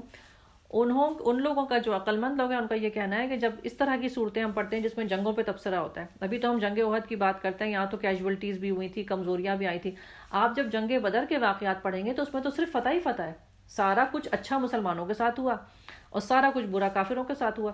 لیکن قرآن جب جنگ بدر کا قصہ سنائے گا تو اس میں کہیں ایسا نہیں لگے گا کہ جیسے بہت ہی ایکسائٹمنٹ ہو رہی ہے، کوئی نعرے اور جھنڈے ہو رہے ہیں اور زندہ باد کی چیزیں ہو رہی ہیں کہ جی جنگ جیت گئے، ایسا کوئی ٹون نظر نہیں آئے گی۔ تو وہ جو عقل مند ہیں وہ اس کتاب کو پڑھنے کے بعد کہتے ہیں کہ یہ ثبوت ہے کہ یہ قرآن جو ہے وہ انسان کی لکھی ہوئی کتاب نہیں ہے، کیونکہ اگر رسول اللہ صلی اللہ علیہ وسلم اسے لکھتے تو کہیں تو لکھتے کہ دیکھا ہم جیت گئے، دیکھا یہ ہوا وہ ہوا۔ الٹا کیا ہو رہا ہے کہ تبصرے کمزوریوں پہ کیے جا رہے ہیں کہ ایسا نہیں کرنا چاہیے تھا اور ایسا نہیں کرنا چاہیے تھا اور ایسا تم نے کیوں کیا اور ایس کو یوں کر لیتے تو زیادہ فائدہ ہوتا۔ انسان اپنی فتح کے وقت، اپنی خوشی کے وقت اس قسم کی باتیں نہیں کرتے، وہ تو بس انجوائے کرتے ہیں، سیلیبریشنز کرتے ہیں۔ تو جنگوں کی تفصیل جب قرآن میں آئے گی نا تو اصل میں یہ بھی بڑی اہم چیز ہے جو ہماری تربیت کے لیے اپنے لیے بھی سمجھ میں آئے کہ جب ہم زندگی کے کسی مشکل دوراہے پہ کھڑے ہوں، جب ہمارے حالات میں کوئی ہمیں دکھ نظر آ رہا ہو، کوئی پریشانیاں آ رہی ہوں، سیکھنے والا بننا چاہیے۔ کیا اللہ تعالیٰ سکھانا چاہ رہا ہے؟ اللہ تعالیٰ کسی کا دشمن نہیں ہے، اللہ تعالیٰ کسی کو دنیا میں عذاب نہیں دیتا اس طرح کا کہ آپ کو مصیبت گھروں کے اندر اور بازاروں کے اندر مل جائے۔ گڑبڑ کہاں پر ہے؟ کون سا ایسا گناہ تھا جس کی میں نے توبہ نہیں کی تھی؟ کون سا ایسا عمل تھا جس کو میں چھوڑنے کو تیار نہیں ہوں، جس کی مصیبتیں آئے چلی جا رہی ہیں؟ تو یہ زندگی گزارنے کا طریقہ سیکھنا چاہیے۔ بہرحال اس وقت چونکہ خبر مشہور ہو گئی کہ رسول اللہ صلی اللہ علیہ وسلم کا انتقال ہو گیا، کیونکہ وہ بھگدڑ مچی، کسی کو سمجھ میں نہیں آیا، تو اللہ تعالیٰ آیت نازل کرتے ہیں محمد صلی اللہ علیہ وسلم اس کے سوا کچھ نہیں، بس ایک رسول ہے، ان سے پہلے اور رسول بھی گزر چکے ہیں، پھر کیا اگر وہ مر جائیں یا قتل کر دیا جائیں تو تم لوگ الٹے پاؤں پھر جاؤ گے؟ یاد رکھو جو الٹا پھرے گا وہ اللہ کا کچھ نقصان نہیں کر سکے گا، البتہ جو اللہ کے شکر گزار بندے ہیں وہ انہیں ان کی جزا دے گا۔ کوئی ذی روح اللہ کے اذن کے بغیر مر نہیں سکتا، موت کا وقت تو لکھا ہوا ہے۔ جو شخص ثواب دنیا کے ارادے سے کام کرے گا اسے ہم دنیا میں دے دیں گے، جو ثواب آخرت کے ارادے سے کام کرے گا اسے آخرت میں ملے گا، اور شکر کرنے والوں کو ہم ان کی جزا ضرور عطا کریں گے۔ اس سے پہلے کتنے ہی نبی ایسے گزر چکے ہیں جن کے ساتھ مل کر بہت سے خدا پرستوں نے جنگ کی، اللہ کی راہ میں جو مصیبتیں ان پر پڑیں اس سے وہ دل شکستہ نہیں ہوئے، انہوں نے کمزوری نہیں دکھائی، وہ باطل کے آگے سرنگوں نہیں ہوئے، ایسے ہی صابروں کو اللہ پسند کرتا ہے۔ ان کی دعا بس یہ تھی کہ ہمارے رب ہماری غلطیوں اور کوتاہیوں سے درگزر فرما، ہمارے کام میں جو تیرے حدود سے جو کچھ تجاوز ہو جاتا ہے ہمیں اس سے معاف کر دے، ہمارے قدم جما دے اور کافروں کے مقابلے میں ہماری مدد کر۔ یہ دعا بھی ہے ایسی جس کو کہ یاد کر لینا چاہیے، اور اس کے اوپر صرف پڑھنے کے علاوہ اس کے بارے میں غور بھی کرنا چاہیے، کیونکہ دعا کے الفاظ کیا آ رہے ہیں؟ ربنا اغفر لنا ذنوبنا، کہ اے ہمارے رب ہمارے گناہوں سے ہمیں معاف کر دے۔ و اسرافنا، اور جو اسراف ہم نے کیا، اس کا مطلب ہے کہ جو ہم نے آپ کی حدیں توڑی، آپ نے ہمیں منع کیا تھا کہ یہ کام مت کرو اور پھر بھی ہم نے کر لیا، و اسرافنا فی امرنا، کہ جو کچھ آپ نے کام کرنے کے ہمارے جو کام تھے اس میں ہم نے اپنے کاموں میں آپ کی حدود کو توڑ دیا، وہ اس سے بھی ہمیں معاف کر دے، وثبت اقدامنا، اور اس کے بعد ہمارے قدم کو جما دے، ہمیں اتنا مضبوط بنا دے کہ ہم آپ کی بتائی ہوئی باتوں کے خلاف علاوہ کام نہ کیا کریں، اور پھر ونصرنا علی القوم الکافرین، اور اس کے بعد ہمیں کافروں پر غلبہ بھی عطا فرما دے۔ تو اپنی شخصیت کی تربیت کے لیے بھی ان دعاؤں کے الفاظ پہ غور کرنا چاہیے۔ آخر کار اللہ نے ان کو دنیا کا ثواب بھی دیا اور اس سے بہتر ثواب آخرت بھی عطا کر دیا۔ اللہ کو ایسے ہی نیک عمل لوگ پسند ہیں۔ اے لوگوں جو ایمان لائے ہو، اگر تم ان لوگوں کے اشاروں پر چلو جنہوں نے کفر کی راہ اختیار کی تو وہ تمہیں الٹا پھیر لے جائیں گے اور تم نامراد ہو جاؤ گے۔ ان کی باتیں غلط ہیں، حقیقت یہ ہے کہ اللہ تمہارا حامی و مددگار ہے، وہ بہترین مدد کرنے والا ہے۔ عنقریب وہ وقت آنے والا ہے جب ہم منکرین حق کے دلوں میں رعب بٹھا دیں گے، اس لیے کیونکہ انہوں نے اللہ کے ساتھ خدائی میں شریک ٹھہرایا ہے، جن کے شریک ہونے پر اللہ نے کوئی سند نازل نہیں کی تھی۔ ان کا آخری ٹھکانہ جہنم ہے اور وہ بہت ہی بری قیام گاہ ہے جو ان ظالموں کو نصیب ہوگی۔ یہ جو اللہ تعالیٰ نے کہا ہے نا کہ وہ وقت آئے گا جب ہم کافروں کے دل میں رعب ڈال دیں گے، یہ خود رسول اللہ صلی اللہ علیہ وسلم کی اپنی بھی ان کے ساتھ یہ معجزہ تھا کہ لوگوں کے دلوں میں ان کا رعب تھا، اور یہ اللہ کے نیک بندوں کے ساتھ بھی ہوتا ہے، جس کو ہم احترام کا لفظ بھی استعمال کر سکتے ہیں کہ بعض لوگ ایسے ہوتے ہیں کہ جن کے سامنے جب آپ جاتے ہیں تو آپ کوشش یہ کرتے ہیں کہ آپ ان کے سامنے مس بیہیو نہ کریں، اور آپ یہ کیوں کرتے ہیں؟ اس لیے کہ وہ لوگ، آپ کو لگتا ہے کہ وہ بڑے معتبر لوگ ہیں۔ یہ چیز جو ہوتی ہے نا کہ جب کسی دوسرے شخص کو کسی شخص کے مقابلے میں ذرا سا رعب محسوس ہوتا ہے یا ذرا سا احترام محسوس ہوتا ہے، وہ شخص جو قابل احترام ہوتا ہے یا محترم ہوتا ہے، اصل میں اس نے اپنی زندگی بھر کوئی ایسا کام کیا ہوتا ہے جس کی وجہ سے اس کا احترام کیا جاتا ہے۔ ایسا ہو نہیں سکتا کہ ایک لکھ شخص لوگوں سے لڑے جھگڑے اور غیر اہم باتیں کرے اور لو گریڈڈ باتیں کرتا رہے اور لوگ اس کا احترام کریں۔ احترام کے لیے آپ کی اپنی لائف سٹائل ایسی ہونی چاہیے، کیونکہ ہمیشہ رسپیکٹ ارن کی جاتی ہے، کوئی فری میں آپ کی عزت نہیں کرتا، آپ کچھ کرتے ہیں تو آپ کی عزت ہوتی ہے۔ اللہ تعالیٰ جب کہہ رہے ہیں کہ وہ وقت آئے گا کہ جب ہم منکروں کے دلوں میں رعب بٹھائیں گے، تو اس کا مطلب ہے کہ مسلمان تھے اس قابل اس وقت کے۔ آج کل کے مسلمان ایسے ہیں نہیں کہ جن سے کوئی ڈرتا ہو، اس وقت کے مسلمان تھے ایسے کہ لوگ رعب آتے تھے، لوگ کہتے تھے کہ یہ اتنے اصول والے لوگ ہیں، یہ اتنے آرگنائز لوگ ہیں، ان سے تو غلط کام کی توقع ہی نہیں کی جا سکتی۔ اور جب تک مسلمان اس طرح کے رہے ہیں، ہمیشہ کفر ان سے ڈرا ہے، اور جب مسلمان ڈھیلے پڑ گئے تو پھر کفر سر پہ چڑھ کے ناچتا ہے۔ آج تو ہمیں نظر ہی آ رہا ہے کہ کیا ہو رہا ہے۔ اللہ نے تائید و نصرت کا جو وعدہ تم سے کیا تھا وہ اس نے پورا کر دیا۔ ابتدا میں اس کے حکم سے ہی تم ہی ان کو قتل کر رہے تھے، مگر جب تم نے کمزوری دکھائی اور اپنے کام میں باہم اختلاف کیا، اور جو ہی وہ چیز اللہ نے تمہیں دکھا دی جس کی محبت پہ تم گرفتار تھے، یعنی مال غنیمت، تم نے اپنے سردار کے حکم کی خلاف ورزی کی، اس لیے کہ تم میں سے کچھ لوگ دنیا کے طالب تھے اور کچھ آخرت کے طالب۔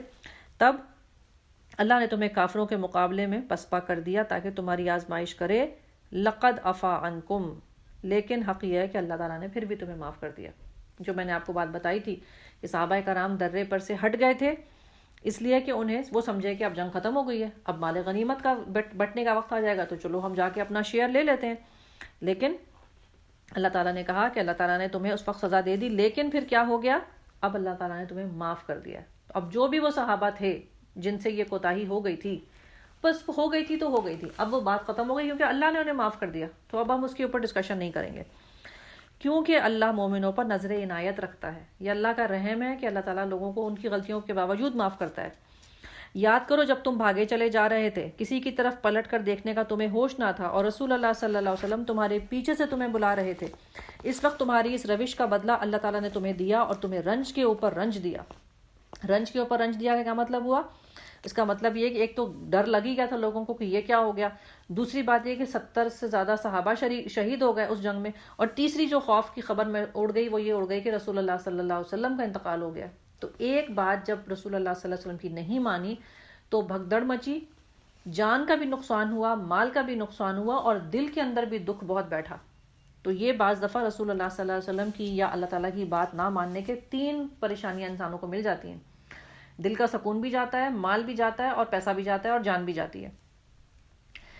تو اللہ تعالیٰ پھر کیا فرماتے ہیں کہ تم کو ہم نے غم پہ غم دیا تاکہ آئندہ کے لیے تمہیں یہ سبق مل جائے کہ جو کچھ تمہارے ہاتھ سے جائے یا جو مصیبت تم سے نازل ہو اس پر تم ملول نہ ہو، اللہ تمہارے سب اعمال سے باخبر ہے۔ اور اس غم کے بعد پھر اللہ تعالیٰ نے تم میں سے کچھ لوگوں پر ایسی اطمینان کی سی حالت طاری کر دی کہ تم اونگنے لگے، مگر ایک دوسرا گروہ جس کے لیے ساری اہمیت بس اپنی ذات ہی کی تھی اللہ کے متعلق طرح طرح کے جاہلانہ گمان کرنے لگا جو سراسر حق کے خلاف تھے۔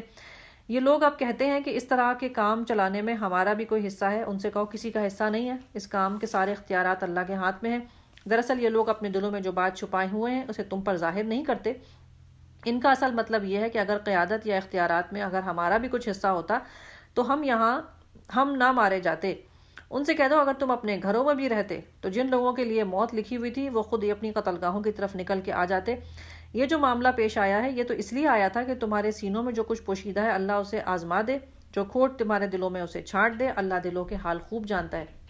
یہاں پر منافقین کو جب پتہ چلا کہ یہ 70 لوگ شہید ہو گئے تو وہ بعد میں کہنے لگے کہ اگر ہماری بات مانی جاتی، اگر فیصلے کے وقت جو ہم نے کہا تھا کہ مت نکلو، اگر ہماری بات مانی جاتی تو یہ لوگ نہ مرتے۔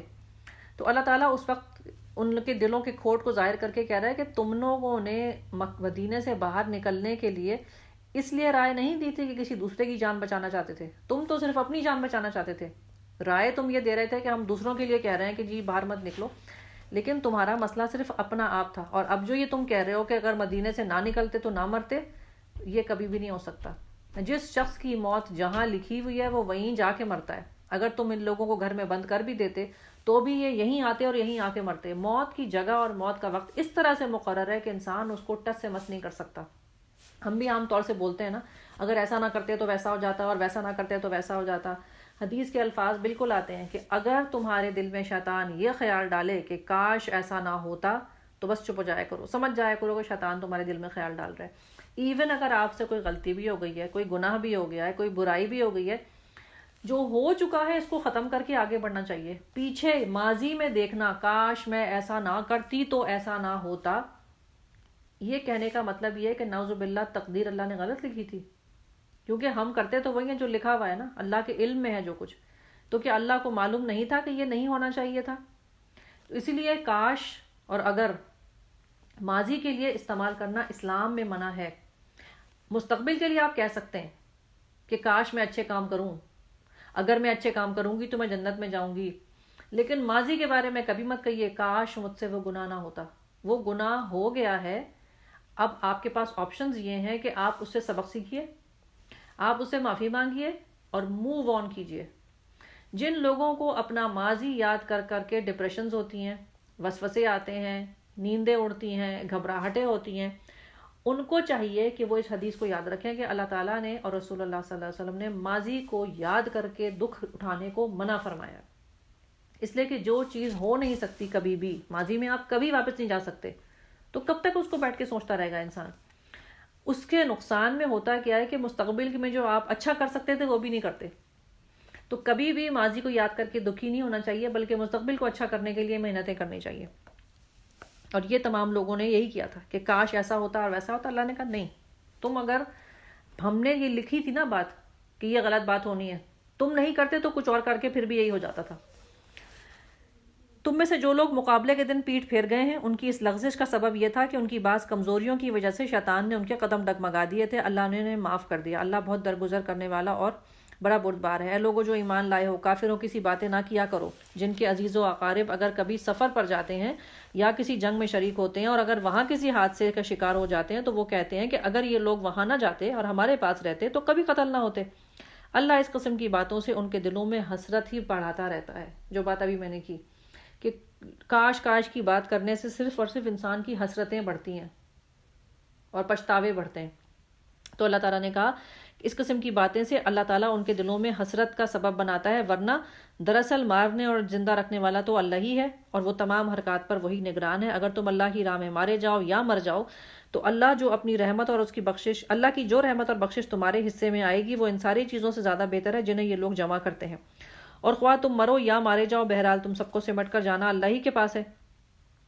اے پیغمبر صلی اللہ علیہ وسلم، آئیے اللہ کی رحمت ہے کہ آپ لوگوں کے لیے بہت نرم مزاج واقع ہوئے۔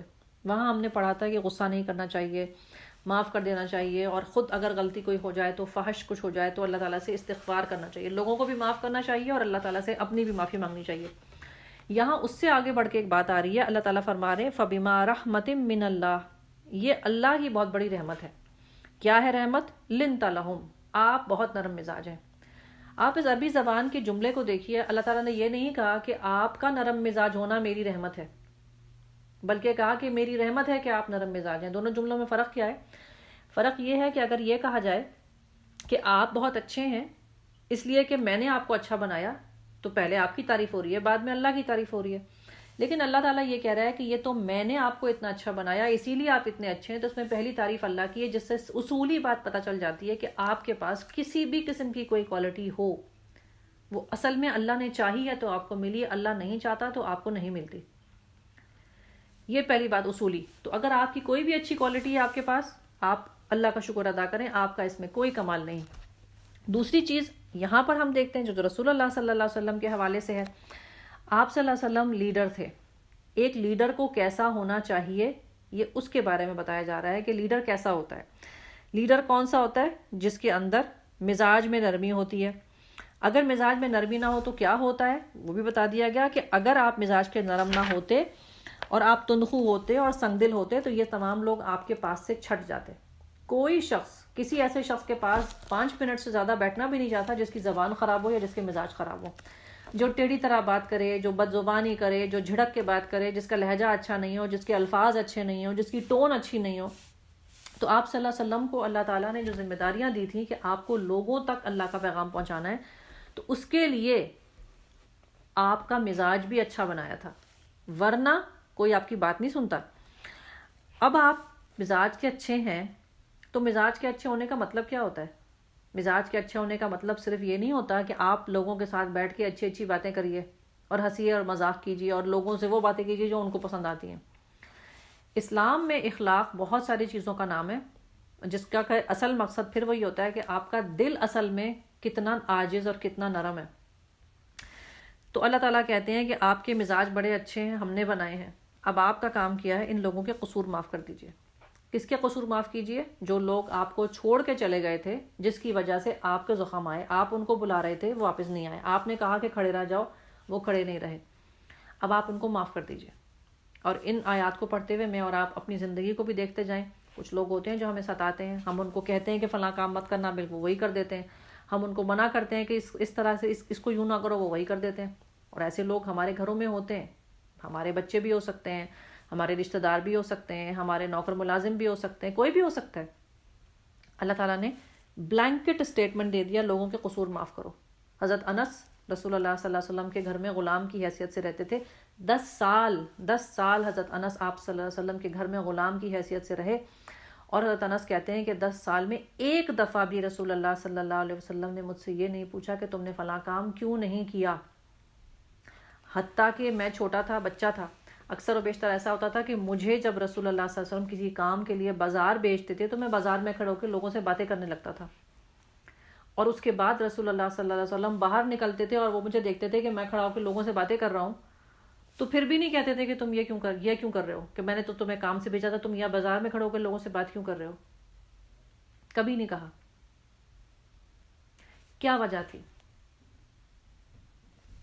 سیدھی سی وجہ یہ تھی کہ آپ کے اپنے دل کے اندر قرار تھا، آپ لوگوں کو دیکھ کے ٹینشن میں، انگزائٹی میں اور چڑچڑاہٹ میں نہیں آتے تھے۔ ورنہ کسی نوکر کا، ملازم کا، کسی بچے کو جس کو آپ نے کام دیا اور اگر وہ نہیں کر رہا ہے تو بول تو سکتے ہیں نا، منع تو نہیں ہے کسی کو بولنا کہ بھئی کیوں نہیں کیا، میں نے بلایا تھا تو کیوں نہیں آئے، میں نے تم سے پانی مانگا تھا مجھے کیوں نہیں پلایا۔ بولنا اسلام میں منع نہیں ہے۔ آپ صلی اللہ علیہ وسلم نے کیوں نہیں بولا؟ اس لیے کہ آپ صلی اللہ علیہ وسلم کا مزاج اتنا اچھا تھا کہ آپ کو یہ چیزیں بادر نہیں کرتی تھیں۔ اگر کوئی کام نہیں ہوا تو بعد میں ہو جائے گا، ابھی اس نے نہیں کیا تو کوئی اور کر دے گا، وہ نہیں کرے گا تو ہم کر لیں گے۔ لڑائیاں جھگڑے ہوتے صرف اس وجہ سے ہیں کہ ہمارے اندر برداشت نہیں ہوتی۔ کام تو جو مقدر میں لکھے ہوئے اتنے ہی ہوں گے، نہ اس سے 1 پینی زیادہ، نہ اس سے 1 پینی کم۔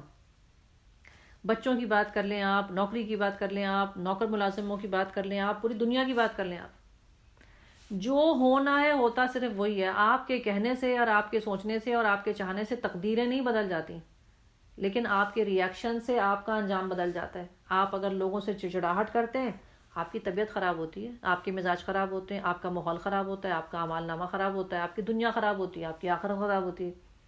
آپ اگر لوگوں کو معاف کر دیتے ہیں کہ چلو بھائی نہیں ہوا کوئی کام، کوئی فرق نہیں پڑتا، بعد میں ہو جائے گا، اللہ نے نہیں چاہا ہوگا، آپ کے دل کو سکون ملتا ہے، لوگوں کو سکون ملتا ہے، ماحول اچھا رہتا ہے، دنیا اچھی ہوتی ہے اور آخرت بھی اچھی ہوتی ہے. This is as simple as that. اس کے اندر کوئی کمپلیکیشن نہیں ہے، اس کے اندر کوئی کمپلیکیشن نہیں ہے. تو مزاج کا اچھے ہونے کی پہلی نشانی کیا ہے کہ آپ صلی اللہ علیہ وسلم لوگوں کے قصور معاف کر دیتے تھے. اس کے بعد سیکنڈ سٹیپ آتا ہے، اب یہ بڑھتا جا رہا ہے، اپ گریڈ ہو رہی بات. اب جب آپ معاف کر رہے ہیں تو ایک معافی تو یہ ہوتی ہے کہ آپ نے چھوڑ دیا کہ چلو بھائی میں نے ڈانٹا نہیں اس کو، لیکن دل میں آپ کے رہتی ہے بات کہ یہ شخص تو ایسا ہی ہے، جب میں کوئی کام کہوں تو یہ نہیں کرتا. آپ صلی اللہ علیہ وسلم کو کہا جا رہا ہے کہ اب تم اس شخص کے لیے دعائے مغفرت جا کے کرو. وہ شخص جس نے آپ کو پریشان کیا یا جس کی وجہ سے آپ کو تکلیف ہوئی، صرف اس کو آپ نے معاف نہیں کیا ہے بلکہ اب آپ اس کے لیے اللہ سے دعا کر رہے ہیں کہ یا اللہ اس آدمی کے لیے بھی، اس عورت کے لیے بھی، اس بچے کے لیے بھی، اس نوکر کے لیے بھی، جو شخص ہے جس نے آپ کو پریشان کیا، آپ کا کوئی رشتہ دار ہو سکتا ہے، کوئی بھی ہو سکتا ہے، اس کے لیے آپ اللہ سے دعا مانگیں کہ اللہ تعالیٰ اس نے جو غلط کام کیا نا، جس کی وجہ سے میرا کام نہیں ہو سکا ہے، جس کی وجہ سے مجھے مشکل اٹھانی پڑی، تو بہرحال وہ کوتاہی تو ہے نا. اگر کوئی ملازم ہے، آپ نے اس سے کہا کھانا پکاؤ، وہ کھانا نہیں پکا رہا، تو غلط کام تو اس نے کیا، تو اب اس کی غلطی تو اس کے نام اعمال میں لکھی جائے گی. آپ کے اچھے اخلاق کی نشانی یہ ہے کہ آپ اللہ سے دعا کریں کہ یا اللہ اس کے نام اعمال میں بری چیز مت لکھیے گا، اس کو معاف کر دیجیے گا. کام اس نے نہیں کیا، اس کی طرف سے استغفار آپ کر رہے ہیں کہ یا اللہ اس شخص کو معاف کر دے. اس سے بھی آگے بڑھ جاتے ہیں. اب تیسرے لیول پہ جاتے ہیں کہ وشاورہم. اب آپ ان لوگوں سے مشورہ مانگیے. یہ کسی سے مشورہ جب انسان مانگتا ہے نا تو اس کی انا بڑی ٹوٹتی ہے، کیونکہ مشورہ انسان اپنے برابر کے لوگوں سے مانگتا ہے اور یا پھر یہ کہتا ہے کہ میری مرضی ہے، مجھے سمجھ میں آ رہا ہے، میں یہ کام کروں گا. کوئی ایسا شخص جس نے آپ کو پہلے تکلیف دی ہو، آپ کا کام نہ کیا ہو، آپ کے کام وہ نہ کرتا ہو، کوئی ایسا غلطی کی ہو کہ جس کی وجہ سے آپ کو اسے معاف کرنا پڑا، اب آپ اس کو مشورے میں جب دوبارہ شریک کریں گے تو آپ کی انا پہ بہت بڑی زد پڑتی ہے، اپنی نفس کچلا جاتا ہے. تو اللہ تعالیٰ نے کہا کہ پہلے تم ان کو معاف کرو، پھر ان کے لیے استغفار کرو، اور اب ان کو واپس بلاؤ اور ان سے پوچھو کہ چلو جی آپ بتاؤ کیسے کام کرتے ہیں. انہی صحابہ کرام کے حوالے سے اس بات کو سمجھتے ہیں کہ وہ صحابہ کرام کی وجہ سے بہت تکلیف اٹھانی پڑی رسول اللہ صلی اللہ علیہ وسلم کو، لیکن جب مدینہ چلے گئے تو واپس انہی صحابہ کے ساتھ بیٹھ کے آئندہ کی زندگی کی تیاریاں، باتیں اور وہ بھی جو کچھ کام تھا انہی لوگوں کے ساتھ دوبارہ کیا، جو لوگ اس وقت جنہوں نے آپ کی بات نہیں مانی تھی. اور اس کے بعد پھر کیا کرو، جب تمہارا عزم کسی رائے پر مستحکم ہو جائے تو پھر اللہ پہ بھروسہ کرو. جب مل جل کے مشورہ کرو کہ اب ہمیں کیا کرنا ہے، اس کے بعد جب ایک رائے طے ہو جائے کہ اچھا سارے لوگ کہتے ہیں اچھا یہ کرنا ہے، اچھا وہ کرنا ہے، پھر جب ارادہ کر لو، اللہ پہ بھروسہ کرو اور پھر اپنے کام کرو. اللہ کو وہ لوگ پسند ہیں جو اسی کے بھروسے پر کام کرتے ہیں. انسانوں پہ بھروسہ کرنا، انسانوں کے اچھے برے کی وجہ سے ناراض ہو جانا، سمجھنا کہ انسانوں نے میرا کام خراب کر دیا، ایسا نہ ہوتا تو ویسا ہو جاتا، یہ نہیں ہوتی بات. اللہ پہ توکل ہے، اللہ چاہتا ہے تو چیزیں ہوتی ہیں. آپ اپنا کام کر لیتے ہیں، اس کے بعد اللہ پہ بھروسہ کرتے ہیں. اللہ تمہاری مدد پر ہو تو کوئی طاقت تم پر غالب آنے والی نہیں ہے، وہ تمہیں چھوڑ دے تو اس کے بعد کون ہے جو تمہاری مدد کر سکتا ہے. بس جو سچے مومن ہیں ان کو اللہ ہی پر بھروسہ کرنا چاہیے. کسی نبی کا یہ کام نہیں ہو سکتا کہ وہ خیانت کر جائے، اور جو کوئی خیانت کرے تو وہ اپنی خیانت سمیت قیامت کے روز حاضر ہو جائے گا. پھر ہر متنفس کو اس کی کمائی کا پورا پورا بدلہ دیا جائے گا. کسی پر ظلم نہ کیا جائے گا. بھلا یہ کیسے ہو سکتا ہے کہ جو شخص ہمیشہ اللہ کی رضا پر چلنے والا ہو اور وہ شخص اس شخص کے سے کام کرے جو اللہ کے غضب میں گر گیا ہو اور جس کا آخری ٹھکانہ جہنم ہو اور جو بدترین ٹھکانہ ہے.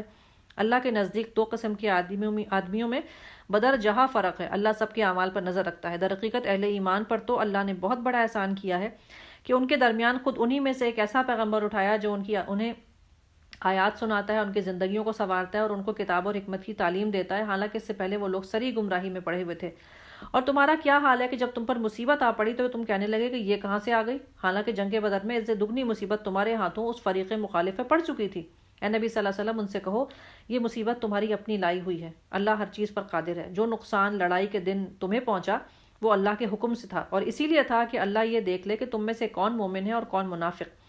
جب وہ منافق کہ جب اس سے کہا گیا کہ آؤ اللہ کی راہ میں جنگ کریں یا کم از کم اپنے شہر کو ہی بچائیں، تو کہنے لگے کہ اگر ہمیں یہ پتا ہوتا کہ آج جنگ ہونے والی ہے تو ہم ضرور تمہارے ساتھ چلتے. جب وہ لوگ یہ بات کہہ رہے تھے تو ان کے دلوں میں ایمان کم تھا اور کفر زیادہ تھا، وہ اپنی زبانوں سے وہ باتیں کہتے تھے جو ان کے دلوں میں نہیں ہوتی تھیں، اور جو کچھ وہ دلوں میں چھپاتے تھے اللہ اسے خوب جانتا ہے۔ یہ وہی لوگ ہیں جو خود تو بیٹھے رہتے ہیں، اور جب ان کے بھائی لڑنے کے لیے لڑے اور مارے گئے تو ان کے متعلق انہوں نے پھر یہ کہا کہ اگر وہ ہماری بات مانتے تو مرتے نہیں۔ ان سے کہو اگر تم اپنے قول میں سچے ہو تو جب خود تمہاری اپنی موت آئے گی تو ذرا بچا کے دکھانا۔ جو لوگ اللہ کی راہ میں قتل ہوئے ہیں انہیں مردہ نہ سمجھو، وہ در حقیقت میں زندہ ہیں، اپنے رب کے پاس رزق پا رہے ہیں۔ جو کچھ اللہ نے اپنے فضل سے انہیں دیا اس پر خوش و خرم ہیں، مطمئن ہیں۔ جو اہل ایمان ان کے پیچھے دنیا میں رہ گئے ہیں انہیں بھی وہاں وہ بھی وہاں نہیں پہنچے، ان کے لیے بھی کسی خوف اور رنج کا موقع نہیں ہے۔ وہ اللہ کے انعام اور اس کے فضل پر شاداں و فرحاں ہیں۔ ان کو معلوم ہو چکا ہے کہ اللہ مومنوں کے اجر کو ضائع نہیں کرتا۔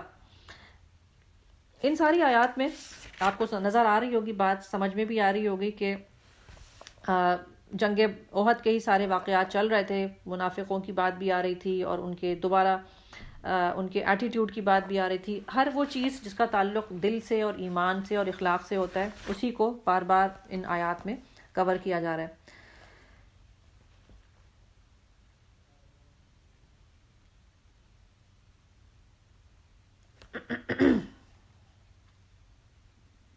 جو لوگ اللہ کی راہ میں قتل ہوئے ہیں انہیں مردہ نہ سمجھو، وہ حقیقت میں زندہ ہیں، اپنے رب کے پاس رزق پا رہے ہیں۔ جو کچھ اللہ نے اپنے فضل سے انہیں دیا اس پر خوش و خرم ہیں اور مطمئن ہیں۔ اور جو اہل ایمان ان کے پیچھے دنیا میں رہ گئے اور ابھی وہاں نہیں پہنچے ان کے لیے بھی کسی خوف اور رنج کا موقع نہیں۔ وہ اللہ کے انعام اور اس کے فضل پر شاداں و فرحاں ہیں۔ ان کو معلوم ہو چکا ہے کہ اللہ مومنوں کے اجر کو ضائع نہیں کرتا۔ ایسے مومنوں کے اجر کو جنہوں نے زخم کھانے کے بعد بھی اللہ اور اس کے رسول صلی اللہ علیہ وسلم کی پکار پر لبیک کہا، ان میں جو اشخاص نیکوکار اور پرہیزگار ہیں ان کے لیے بڑا اجر ہے۔ جن سے لوگوں نے کہا کہ وہ تمہارے خلاف بڑی فوجیں جمع ہو رہی ہیں اور تم ان سے ڈرو، تو یہ سن کر ان کا ایمان اور بڑھ گیا اور انہوں نے کہا اللہ ہمارے لیے کافی ہے، وہی بہترین سازگار ہے۔ یہ آیت بڑی اہم ہے۔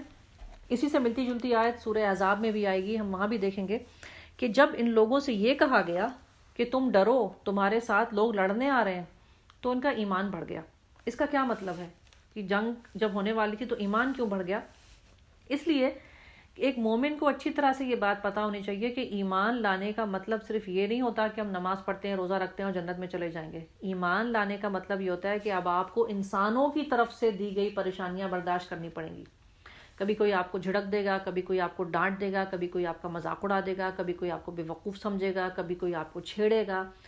یہ ذات کی حیثیت سے بھی ہوتا ہے، ایک فرد۔ بہت ساری خواتین کہتی ہیں ہم سر پہ دوپٹہ نہیں رکھیں، لوگ ہمیں بے وقوف سمجھیں گے، کہیں گے تم یہ کیسی لگ رہی ہو، عجیب سی شکل ہو گئی۔ چھوٹی سی بات سے شروع ہوتی ہے بات، تو پوری امت تک چلے جائیں آپ کہ ہم یوں اس لیے نہیں کرتے کہ کوئی یہ کہہ دے گا، تو ہم یوں نہیں کرتے تو کوئی وہ کہہ دے گا۔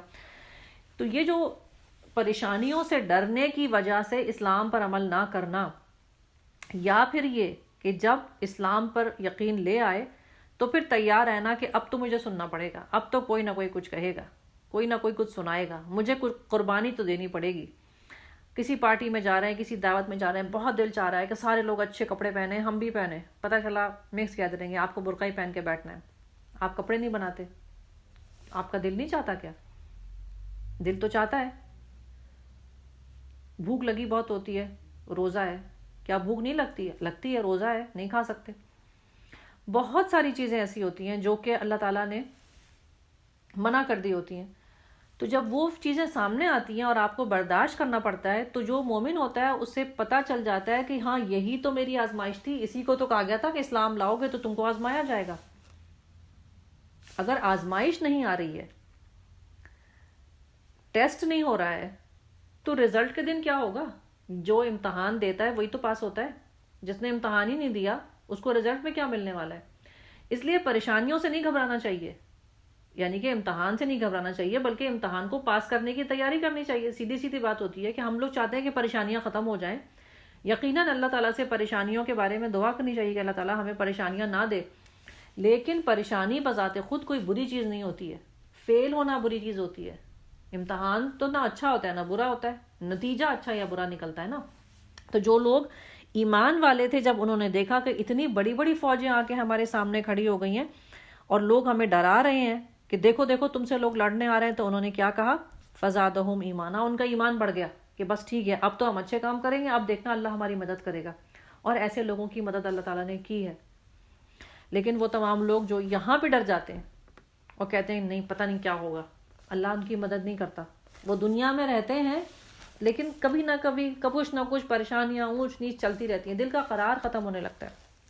لیکن یہ جو ہے بات ہے نا کہ دل کے اندر طاقت آئے اور انسان بالکل مضبوط ہو کے کھڑا ہو جائے، اس کے لیے دعا مانگنی چاہیے. حسبنا اللہ و نعم الوکیل، ہمارے لیے اللہ کافی ہے. اللہ کے بھروسے پہ یہ کام کرنا چاہیے، اپنے ایمان کے تکبر پہ نہیں کرنا چاہیے کہ میں تو اتنی ایمان والی ہوں، مجھے تو اتنا پتہ ہے، میرا تو علم جو ہے وہ مجھے بتاتا رہتا ہے کہ مجھے کیا کرنا ہے کیا نہیں کرنا. نہ انسان کو علم بچاتا ہے، نہ انسان کو عمل بچاتا ہے، اللہ بچاتا ہے. تو یہاں پر اللہ کے آگے جھک جانا چاہیے. آخر کار وہ اللہ تعالیٰ کی نعمت اور فضل کے ساتھ پلٹ آئے، ان کو کسی قسم کا ضرر نہیں پہنچا اور اللہ کی رضا پر چلنے کا شرف بھی انہیں حاصل ہو گیا. اللہ بڑا فضل فرمانے والا ہے. اب تمہیں معلوم ہو گیا کہ وہ دراصل شیطان ہی تھا جو اپنے دوستوں سے خواہ مخواہ تمہیں ڈرا رہا تھا. لہٰذا آئندہ تم انسانوں سے نہ ڈرنا، مجھ سے ڈرنا اگر تم حقیقت میں صاحب ایمان ہو. اے پیغمبر صلی اللہ علیہ وسلم، جو لوگ آج کفر کی راہ میں بڑی دوڑ دھوپ کر رہے ہیں، ان کی سرگرمیاں آپ کو پریشان نہ کریں. یہ اللہ کا کچھ بھی نہیں بگاڑ سکتے. اللہ کا ارادہ یہ ہے کہ ان لوگوں کو آخرت میں کوئی حصہ نہیں ملے گا اور بالآخر ان کو سخت سزا ملنے والی ہے. جو لوگ ایمان کو چھوڑ کر کفر کے خریدار بنتے ہیں وہ یقیناً اللہ کا کوئی نقصان نہیں کرتے، ان کے لیے دردناک عذاب ہے. یہ ڈھیل جو ہم انہیں دیے جاتے ہیں اس کو یہ کافر اپنے حق میں بہتری نہ سمجھیں. ہم تو انہیں اس لیے ڈھیل دے رہے ہیں کہ یہ خوب گناہ سمیٹیں اور اس کے بعد ان کے لیے سخت ذلیل کرنے والا عذاب ہے. یہ بات بار بار ہم دیکھتے ہیں کہ کچھ لوگ ایسے ہوتے ہیں جو بہت برے ہوتے ہیں، بہت برائیاں کرتے ہیں، لیکن اللہ تعالیٰ ان کو کوئی سزا دنیا میں نہیں دیتا. تو لوگ سمجھتے ہیں کہ یہ ایسا کیوں ہو گیا. بلکہ بہت دفعہ، اور آج کل کے زمانے میں تو آپ کو پتہ ہوگا، ایتھیزم جو ہے بہت پاپولر مذہب یا لائف سٹائل ہو چکا ہے کہ سب لوگ ایتھیسٹ بن گئے. اور وہ اکثر و بیشتر ایتھیسٹ لوگ کہتے کیا ہیں، وہ جواب اگر ان سے پوچھا جائے کہ تم مذہب پر یا خدا پر یقین کیوں نہیں رکھتے ہیں، تو وہ یہ کہتے ہیں اس لیے کہ اتنا سب کچھ دنیا میں برا ہو رہا ہے تو خدا کیا کر رہا ہے، کیوں نہیں روکتا ان چیزوں کو، کیوں نہیں جنگیں ختم ہوتی ہیں، کیوں نہیں غریبوں کا دکھ ختم ہوتا، کیوں نہیں فقیر اور مریض اس طرح پریشان ہو رہے ہیں تو ان کو علاج کیوں نہیں ملتا. تو ایسا بے رحم خدا ہم نہیں مانتے. یہ جو بظاہر ہمیں نظر آتا ہے نا کہ جو برے لوگ ہیں، جو دوسروں کو ستانے والے لوگ ہیں، جو غریبوں کو تنگ کر رہے ہیں، جو مسکینوں کو تنگ کر رہے ہیں، جو جنگیں کرے جا رہے ہیں، ان کا روکنے والا کوئی نہیں ہے، تو لوگ سمجھتے ہیں اس کا مطلب ہے خدا ہی نہیں ہے. بات یہ نہیں ہوتی. بات یہ ہوتی ہے کہ تکلیفیں جتنی بھی ہوتی ہیں وہ آخر ختم ہو جاتی ہیں. لیکن اللہ تعالیٰ تکلیف کس کو دیتا ہے؟ اسی کو دیتا ہے جس کو اللہ تعالیٰ آزمانا چاہ رہا ہوتا ہے. اس لیے کہ تکلیف کے معنی پھر وہی ہوتے ہیں امتحان کے، جیسا میں نے لفظ استعمال کیا کہ اسکولوں میں امتحان میں کون سے بچے آ کے بیٹھ سکتے ہیں جن کے لیے یہ بات ہوتی ہے کہ یہ اپنے، اگر فرض کریں کسی پرائیویٹ اسکول میں پڑھتے ہیں تو تمام بچے جو کم از کم فیس دے چکے ہیں، جن کی اٹینڈنس پوری ہے، جنہوں نے ہوم ورک پورے کیے تھے، وہی فائنل امتحان میں آ کے بیٹھتے ہیں نا. ورنہ کوئی بچہ کی اٹینڈنس پوری نہ ہو، اسکول نہ آتا ہو، فیس نہ دیتا ہو، کلاس ورک نہ کرتا ہو، ہوم ورک نہ کرتا ہو، تو وہ تو امتحان میں آ ہی نہیں سکتا، وہ ایلیجیبل ہی نہیں ہوتا امتحان میں بیٹھنے کے لیے. تو اگر آزمائش آ گئی ہے کسی کے اوپر تو اس کا مطلب ہے کہ آپ کا امتحان شروع ہو گیا، آپ تھے کسی قابل، بس اب آپ کو پاس ہونا ہے، اس میں سے ختم ہوگی بات. لیکن ایک وہ نالائق بچہ ہوتا ہے جو نہ اسکول میں انرول ہوتا ہے، نہ اس نے فیس بھری ہوتی ہے، نہ وہ کلاسوں میں آ رہا ہوتا ہے، نہ اس نے پڑھا ہوتا ہے، نہ اس نے لکھا ہوتا ہے. تو دوسرے بچے دیکھ کے بولیں گے کیا زندگی ہے اس کی، بھائی روز آرام سے سوتا رہتا ہے، ہم تو صبح 7 بجے اٹھ کے اسکول چلے جاتے ہیں اور یہ تو سارا دن سوتا رہتا ہے، اس کے بعد اٹھ کے ٹی وی دیکھتا رہتا ہے، کھاتا رہتا ہے، پیتا رہتا ہے، گھومتا رہتا ہے، ہماری تو کتنی مشکل ہے، ہمیں اسکول جانا پڑتا ہے، ہمیں کام کرنا پڑتا ہے. بچے اس طرح بولتے ہیں، لیکن پھر ماں باپ کیا سمجھاتے ہیں؟ ماں باپ سمجھاتے ہیں کہ بیٹا تم پڑھے لکھو گے تو تم پاس ہو گے، کامیاب ہو جاؤ گے، تمہاری زندگی بدل جائے گی. اور یہ بچہ جو پڑھتا نہیں ہے، سارا دن کھیلتا رہتا ہے، اسے کل پتہ چلے گا کتنا نقصان ہوا. بس بالکل یہی مثال دنیا کی بھی ہے. کچھ لوگ ہیں جو مشقتیں اٹھاتے ہیں، کبھی پیسے کی، کبھی صحت کی، کبھی کسی اور جان مال کی، لیکن اگر وہ اپنے نتیجے کی طرف دھیان رکھیں اور اس امتحان میں پاس ہونے کی کوشش کریں تو وہ پاس ہو جاتے ہیں. اور یہ تمام لوگ جو عیش و عشرت کر رہے ہوتے ہیں وہ آخر میں بری طرح ناکام ہو کے بری طرح فیل ہو جاتے ہیں. اسی لیے اللہ تعالیٰ نے فرما دیا یہاں پر کہ اللہ تعالیٰ انہیں ڈھیل دے رہا ہے، یہ بس گناہ سمیٹ رہے ہیں، آخر کار ذلیل کر دینے والی سزا انہی کو مل جائے گی. اللہ مومنوں کو اس حالت میں ہرگز نہیں رہنے دے گا جس میں تم لوگ اس وقت پائے جاتے ہو. وہ پاک لوگوں کو ناپاک لوگوں سے الگ کر کے رہے گا، مگر اللہ کا طریقہ یہ نہیں ہے کہ تم کو غیب کے بارے میں اطلاع دے دے. غیب کی باتیں بتانے کے لیے اس نے اپنے رسولوں میں سے جس کو چاہا ہے منتخب کیا ہے. لہٰذا امور غیب کے بارے میں اللہ اور اس کے رسول پر ایمان رکھو. اگر تم ایمان اور خدا ترسی کی روش پر چلو گے تو تم کو بڑا اجر ملے گا. جن لوگوں کو اللہ نے اپنے فضل سے نوازا پھر وہ بخل سے کام لیتے ہیں، وہ اس خیال میں نہ رہیں کہ یہ بخیلی ان کے لیے اچھی ہے، نہیں، یہ ان کے حق میں بہت بری ہے. جو کچھ بھی وہ اپنی کنجوسی سے جمع کر رہے ہیں وہی قیامت کے روز ان کے گلے کا توق بن جائے گا. زمین اور آسمانوں کی میراث اللہ ہی کے لیے، اور جو کچھ تم کرتے ہو اللہ اس سے باخبر ہے. اللہ نے ان لوگوں کا قول سنا جو یہ کہتے ہیں کہ کیا اللہ فقیر ہے اور ہم غنی ہیں. یہودیوں اور منافقوں کے ساتھ یہی مسئلے تھے کہ جب کوئی بات ان کو کہی جاتی تھی وہ اس کا مذاق بناتے تھے.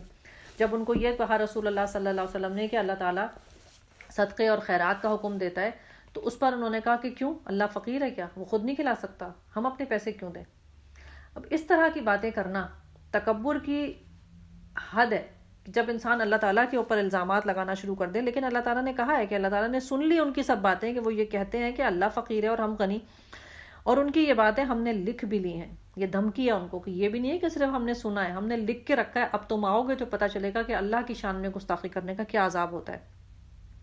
اور اس سے پہلے جو وہ پیغمبروں کو ناحق قتل کر رہے ہیں وہ بھی ان کے نامہ اعمال میں لکھی ہوئی ہے. جب فیصلے کا وقت آئے گا اس وقت ہم ان سے کہیں گے کہ لو اب عذاب کا مزہ چکھو، یہ تمہارے اپنے ہاتھوں کی کمائی ہے، اللہ اپنے بندوں کے لیے ظالم نہیں ہے. جو لوگ کہتے ہیں کہ اللہ نے ہم کو ہدایت کر دیا ہے کہ ہم کسی رسول کو نہ مانیں جب تک کہ وہ ہمارے سامنے ایسی ایسی قربانیاں نہ لے آئے جسے غیب آ کر کھا لے، ان سے کہو مجھ سے پہلے تو بہت سے ایسے رسول آ چکے ہیں جو تمہیں بہت سی نشانیاں دکھاتے تھے، اور یہ نشانی بھی دکھاتے تھے جس کا تم ذکر کر رہے ہو. پھر ایمان لانے کے لیے یہ شرطیں پیش کرنے میں اگر تم سچے ہو تو تم نے پھر ان رسولوں کو کیوں قتل کیا تھا؟ یہ بھی بنی اسرائیل کا طریقہ تھا کہ وہ کہتے تھے کہ ہمیں فلاں معجزہ دکھاؤ، ہمیں فلاں معجزہ دکھاؤ، ایک آگ دکھاؤ کہ وہ آسمان سے آ کے یہ کرے وہ کرے.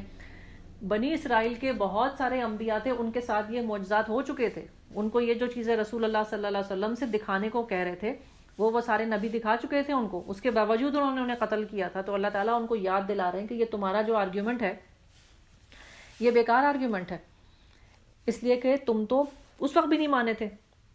اب اے نبی صلی اللہ علیہ وسلم اگر یہ لوگ تمہیں جھٹلاتے ہیں تو بہت سے رسول تم سے پہلے جھٹلائے جا چکے ہیں جو کھلی کھلی نشانیاں اور صحیفے اور روشن بخشنے والی کتابیں لائے تھے. آخر کار ہر شخص کو مرنا ہے اور تم سب اپنے اپنے پورے اجر قیامت کے روز پانے والے ہو. کامیاب دراصل وہ ہے جو وہاں آتش دوزخ سے بچ جائے اور جنت میں داخل کر دیا جائے. رہی یہ دنیا تو یہ تو محض ایک ظاہر اور فریب چیز ہے. دنیا میں اور آخرت میں کامیابی سب کو چاہیے. سٹینڈرڈ بتا دیا گیا ہے، فمن زحزح عن النار وادخل الجنہ فقد فاز. کامیاب بس وہی شخص ہے جو آگ سے بچا کے جنت میں بھیج دیا گیا. جو آگ سے نہ بچایا گیا، جنت میں نہیں بھیجا گیا، وہ دنیا کا ترم خان بھی ہو وہ کامیاب نہیں ہو سکتا. اس لیے آگ سے بچنے والے کام جو ہیں ان کے اوپر زور دینا چاہیے کہ وہ کون سی چیز ہے جو مجھے آگ سے بچائے. اور آپ اب یہاں بھی الفاظ کو دیکھیے، یہ نہیں کہا کہ جو جنت میں چلا جائے اور دوزخ میں نہ جائے، پہلے کہا ہے جو آگ میں نہ جائے. آگ میں جانے والے عمل کون سے ہوتے ہیں؟ گناہ. اس کا مطلب ہے کہ سب سے امپورٹنٹ چیز دنیا میں گناہ چھوڑنے ہوتے ہیں. جب انسان گناہ چھوڑ دیتا ہے نا تو اس کی جگہ پہ نیکی ہی تو کرے گا. ایسا تو نہیں کہ آپ نے گناہ چھوڑ دیا اب آپ سارے دن ہاتھ پہ ہاتھ رکھ کے بیٹھے ہوئے آپ کوئی کام ہی نہیں کریں گے. کچھ نہ کچھ تو پھر آپ کریں گے. جب آپ غلط کام چھوڑیں گے تو اچھے کام کرنے کی جگہ بنے گی نا. جب آپ غلط کام ہی نہیں چھوڑتے، اسی لیے ہم میں سے اکثر لوگ کہتے ہیں ہمارا بڑا دل چاہتا ہے قرآن پڑھے گا پر ٹائم ہی نہیں ملتا. ہمارا بڑا دل چاہتا ہے کہ ہم بھی قرآن تلاوت روز کیا کریں، ٹائم ہی نہیں ملتا. ہمارا بڑا دل چاہتا ہے کہ ہم جو ہے وہ فلاں فلاں کام کریں، ٹائم ہی نہیں ملتا. تو ٹائم کیوں نہیں ملتا؟ وہ ٹائم جاتا کہاں ہے؟ 24 آورز میرے پاس بھی ہیں، آپ کے پاس بھی ہیں، علماء کرام کے پاس بھی ہیں. ہمارے پاس ٹائم کیوں نہیں ہوتا؟ علماء کرام 17 18 والیوم کی کتابیں لکھ کے دنیا سے چلے گئے. ہم ایک کتاب اٹھا کے ایک والیوم نہیں پڑھ پاتے. کیوں؟ ٹائم کدھر جاتا ہے؟ غور کرنا چاہیے کہ ٹائم جاتا کدھر ہے. غلط کام چھوڑنا، گناہوں کو چھوڑنا، آتش دوزخ سے بچنے کی تیاری کرنے والا شخص جنت ہی کی تو تیاری کرتا ہے. اور کرتا کیا ہے؟ آٹومیٹیکلی یہی ہو جاتی ہے بات. مسلمانوں، تمہیں جان اور مال دونوں کی آزمائشیں پیش آ کر رہیں گی اور تم اہل کتاب اور مشرکین سے بہت سی ایسی تکلیف دہ باتیں سنتے رہو گے کہ اگر ان سب حالات میں تم صبر کرو اور خدا ترسی کی روش پر قائم رہو تو یہ بڑے حوصلے کا کام ہوگا. ان اہل کتاب کو وہ عہد یاد دلاؤ جو اللہ نے ان سے لیا تھا کہ انہیں کتاب اور تعلیم کی کتاب کی تعلیمات کو لوگوں میں پھیلانا ہے اور اسے چھپانا نہیں ہے. مگر انہوں نے کتاب کو پس پش ڈالا اور تھوڑی قیمت پہ اسے بیچا، اور کتنا ہی برا کاروبار ہے جو یہ لوگ کر رہے ہیں. تم ان لوگوں کو عذاب سے محفوظ نہ سمجھو جو اپنے کرتوتوں پر خوش ہیں اور چاہتے ہیں کہ ایسے کاموں کی تعریف انہیں حاصل ہو جو فی الواقع انہوں نے نہیں کیے. حقیقت میں ان کے لیے دردناک سزا تیار ہے. زمین اور آسمانوں کا مالک اللہ ہے، اس کی قدرت سب پر حاوی ہے. یہ ابھی تک جو آیات آئیں اس میں بنی اسرائیل کے بارے میں یہ کہا گیا کہ بنی اسرائیل کو اللہ تعالیٰ نے یہی کام کہا تھا کہ تورات پڑھو، لوگوں کو پھیلاؤ. انہوں نے تورات پڑھی، اس کو چھپا کے رکھ لیا، کسی کو بتایا نہیں. اسی لیے قرآن کا علم جو ہے آپ کو اچھی باتیں جب پتہ ہو اسے ضرور لوگوں کو بتانا چاہیے تاکہ یہ جو ہے حق وہ ادا ہوتا رہے. اب سورہ آل عمران کی آخری آیات آ رہی ہیں. یہ آخری آیات جو ہیں ان کا شان نزول کے متعلق ایک روایت آتی ہے کہ ایک دفعہ حضرت عائشہ کے پاس ایک صحابی تشریف لائے اور کہا کہ رسول اللہ صلی اللہ علیہ وسلم کے حالات میں جو سب سے زیادہ عجیب چیز آپ نے دیکھی ہے وہ مجھے بتائیے. اس پر حضرت عائشہ کہتی ہیں کہ آپ صلی اللہ علیہ وسلم کی کس شان کو پوچھتے ہیں، اور آپ صلی اللہ علیہ وسلم کی تو ہر شان ہی عجیب تھی، لیکن ایک واقعہ میں سناتی ہوں، اور وہ یہ ہے کہ ایک رات رسول اللہ صلی اللہ علیہ وسلم میرے پاس تشریف لائے، میرے ساتھ لحاف میں داخل ہوئے اور پھر یہ کہا کہ اے عائشہ مجھے اجازت دے دو میں اپنے پروردگار کی عبادت کروں. بستر سے اٹھے، منہ دھویا، وضو کیا اور نماز کے لیے کھڑے ہو گئے، اور قیام میں اس قدر روئے کہ آپ کے آنسو سے آپ کا سینہ مبارک گیلا ہو گیا. پھر آپ نے رکوع فرمایا اور اس میں بھی روتے رہے، پھر آپ نے سجدہ کیا اور سجدے میں بھی روتے رہے، اور پھر سر اٹھایا اور پھر بھی مسلسل روتے رہے یہاں تک کہ صبح ہو گئی. حضرت بلال آئے اور رسول اللہ صلی اللہ علیہ وسلم کو نماز کی اطلاع دی. بلال فرماتے ہیں کہ میں نے رسول صلی اللہ علیہ وسلم سے پوچھا کہ آپ اس قدر کیوں روتے ہیں؟ اللہ تعالیٰ نے تو آپ کے اگلے پچھلے سارے گناہ معاف کر دیے، آپ اتنا روتے کیوں ہیں؟ آپ صلی اللہ علیہ وسلم نے جواب دیا، کیا میں اللہ کا شکر گزار بندہ نہ بنوں اور شکر گزاری میں کیوں نہ کروں، رو رو کے اللہ کا شکر کیوں نہ ادا کروں، جبکہ اللہ تعالیٰ نے آج کی رات مجھ پر یہ آیات نازل فرمائی ہیں، ان فی خلق السماوات والارض واختلاف اللیل والنہار لآیات لأولی الالباب. اور اس کے بعد آپ صلی اللہ علیہ وسلم نے فرمایا بڑی تباہی ہے اس شخص کے لیے جس نے ان آیتوں کو پڑھا اور ان پر غور نہیں کیا. تو جو آپ صلی اللہ علیہ وسلم نے یہ فرمایا کہ تباہی ہے اس شخص کے لیے جس نے یہ آیات پڑھی اور ان پہ غور نہیں کیا، تو ان آیات پہ غور کریں. آج اس وقت اس دورہ تفسیر کی سیٹنگ میں ہمارے پاس ٹائم نہیں ہے کہ ہم ان آیات پہ غور کریں، لیکن اپنے طور پہ یا اللہ تعالیٰ نے زندگی دی اور مہلت دی عمل کی تو رمضان کے بعد کبھی ان آیات کے اوپر تفصیل سے بات کریں گے بیٹھ کے کہ آخر یہ کیا بات ہے، کیوں کہا رسول اللہ صلی اللہ علیہ وسلم نے کہ جس شخص نے ان آیات کو سنا، پڑھا اور غور نہیں کیا وہ تباہ ہو جائے گا. آیت ہے، ترجمہ ہے کہ زمین اور آسمان کی پیدائش میں اور رات کے دن کے باری باری آنے میں عقل مند لوگوں کے لیے بہت سی نشانیاں ہیں. اب یہ عقل مند لوگ کون ہیں؟ جو اٹھتے، بیٹھتے، لیٹتے ہر حال میں اللہ کو یاد کرتے ہیں، زمین اور آسمان کی ساخت میں غور کرتے ہیں. وہ بے اختیار بول اٹھتے ہیں کہ پروردگار یہ سب کچھ تو نے فضول اور بے مقصد نہیں بنایا، تو پاک ہے اس سے کہ بیکار کام کرے. بس اے ہمارے رب ہمیں دوزخ کے عذاب سے بچا لے، تو نے جسے دوزخ میں ڈالا اسے در حقیقت بڑی ذلت اور رسوائی میں ڈال دیا، اور پھر ایسے ظالموں کا کوئی مددگار نہیں ہوگا.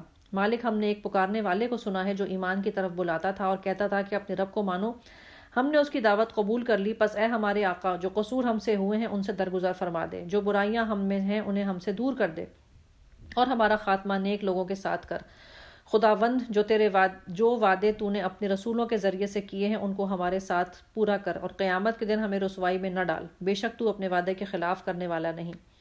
جواب میں اس کے رب نے فرمایا، میں تم میں سے کسی کا عمل ضائع کرنے والا نہیں ہوں، خواہ وہ مرد ہو یا عورت.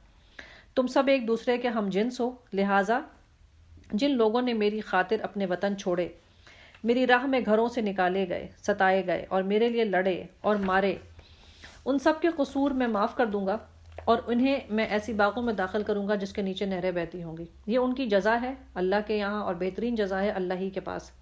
اے نبی صلی اللہ علیہ وسلم، دنیا کے ملکوں میں خدا کے نافرمان لوگوں کا چلنا پھرنا تمہیں کسی دھوکے میں نہ ڈالے.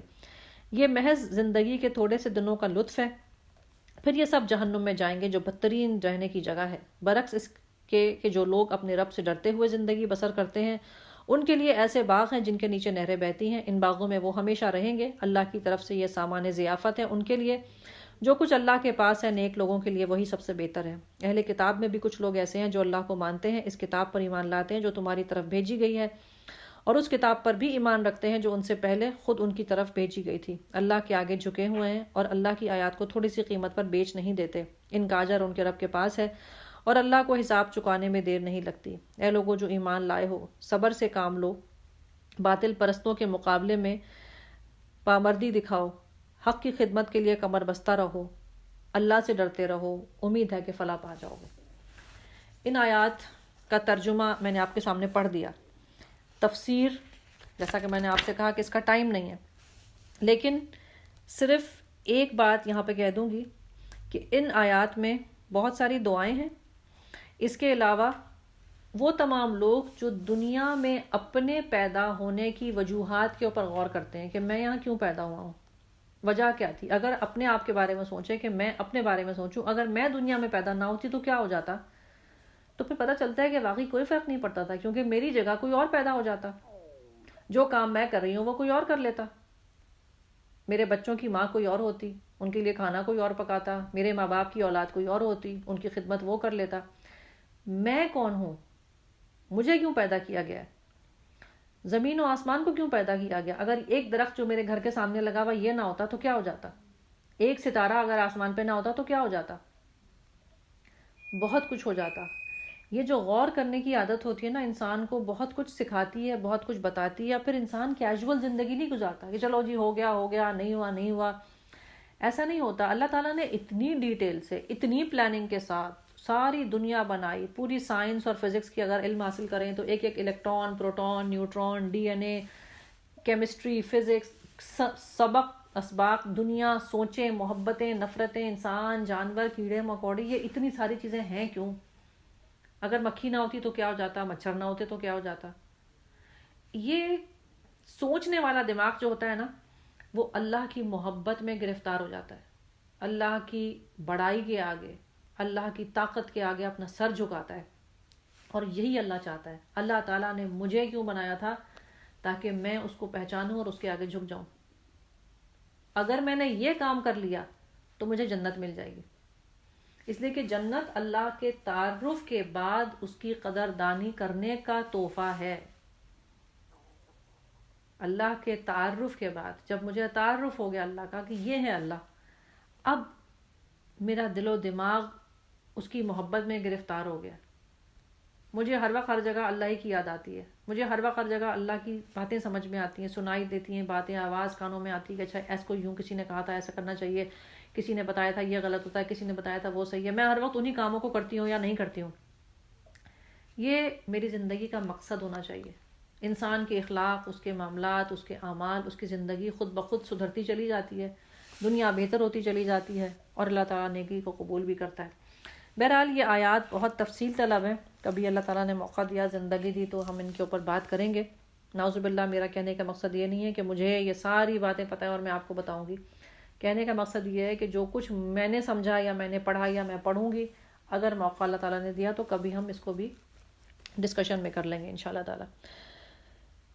آخری آیت جو سورہ آل عمران کی تھی، جس میں اللہ تعالیٰ نے مسلمانوں کو خاص کر کے مجھے اور آپ کو مخاطب کر کے کہا تھا، یا ایھا الذین آمنوا اصبروا وصابروا ورابطوا واتقوا اللہ لعلکم تفلحون، کہ اگر فلاح پانے چاہتے ہو تو 4 خصوصیات اپنے اندر پیدا کر لو. پہلی بات یہ کہ صبر کرو، اور دوسری بات یہ کہ صابرو بن جاؤ. صبر کرنے کا مطلب کیا ہے؟ صبر کرنے کا مطلب ہے کہ میں نے خود اپنے آپ کو روکا ہوا ہے. لیکن صابرو کا مطلب یہ کہ کسی دوسرے کے مقابلے میں. ایک صبر ہوتا ہے کہ میں خود کرتی ہوں، مثال کے طور پہ روزے میں پانی نہیں پی رہی ہوں، اب مجھے پیاس لگ رہی ہے، میں پانی نہیں پی رہی ہوں، صبر کر رہی ہوں. لیکن ایک مسابرت ہے، کوئی شخص مجھے چھیڑ رہا ہے، اب میں اس کو جواب نہیں دوں گی. تو کسی دوسرے کے مقابلے میں اپنے آپ کو کنٹرول کرنا، یہ مسابرت ہے. یہ بھی اللہ تعالیٰ نے مسلمانوں کو کہا. ایک تو خود صبر کرو، یعنی کہ اپنے آپ کو تھامو، دوسرے کو مقابلے میں بھی اپنے آپ کو تھامو. اور تیسری بات یہ کہ رابطو، کنیکٹڈ رہو. مسلمانوں کا بکھرے بکھرے، اکیلے اکیلے، اپنے اپنے گھروں میں اپنی اپنی نمازیں، اپنے اپنے روزے رکھ کے زندگی گزارنا اللہ نے پسند نہیں کیا، اس لیے کہ اس سے فلاح نہیں ملتی.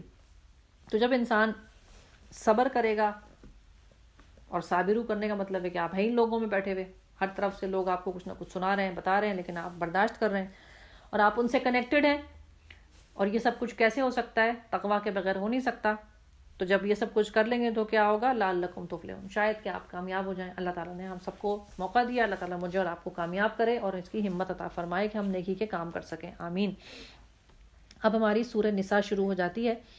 سورہ نساء بھی مدنی سورت ہے اور نزول کے لحاظ سے نازل ہونے والی 92 سورہ، یعنی کہ اس سے سورہ بقرہ اور سورہ آل عمران سے تھوڑا اور آگے چلی جاتی ہے. سورہ نساء کا مرکزی مضمون جو ہے نا، اس کے اندر ہمیں نظر آئے گا کہ نصارہ کو، یعنی کہ عیسائیوں کو دعوت دی جا رہی ہے. ہمیں نظر آئے گا کہ مسلمانوں کو نفاق سے، خاص کر کے منافقت سے بچانے کی بہت بات کی جا رہی ہے. اور یہ سورت قرآن کی ان صورتوں میں ہے کہ جس میں یا ایھا الذین آمنوا بار بار ہمیں نظر آئے گا، جس کا ترجمہ اردو میں اے لوگو جو ایمان لائے ہو.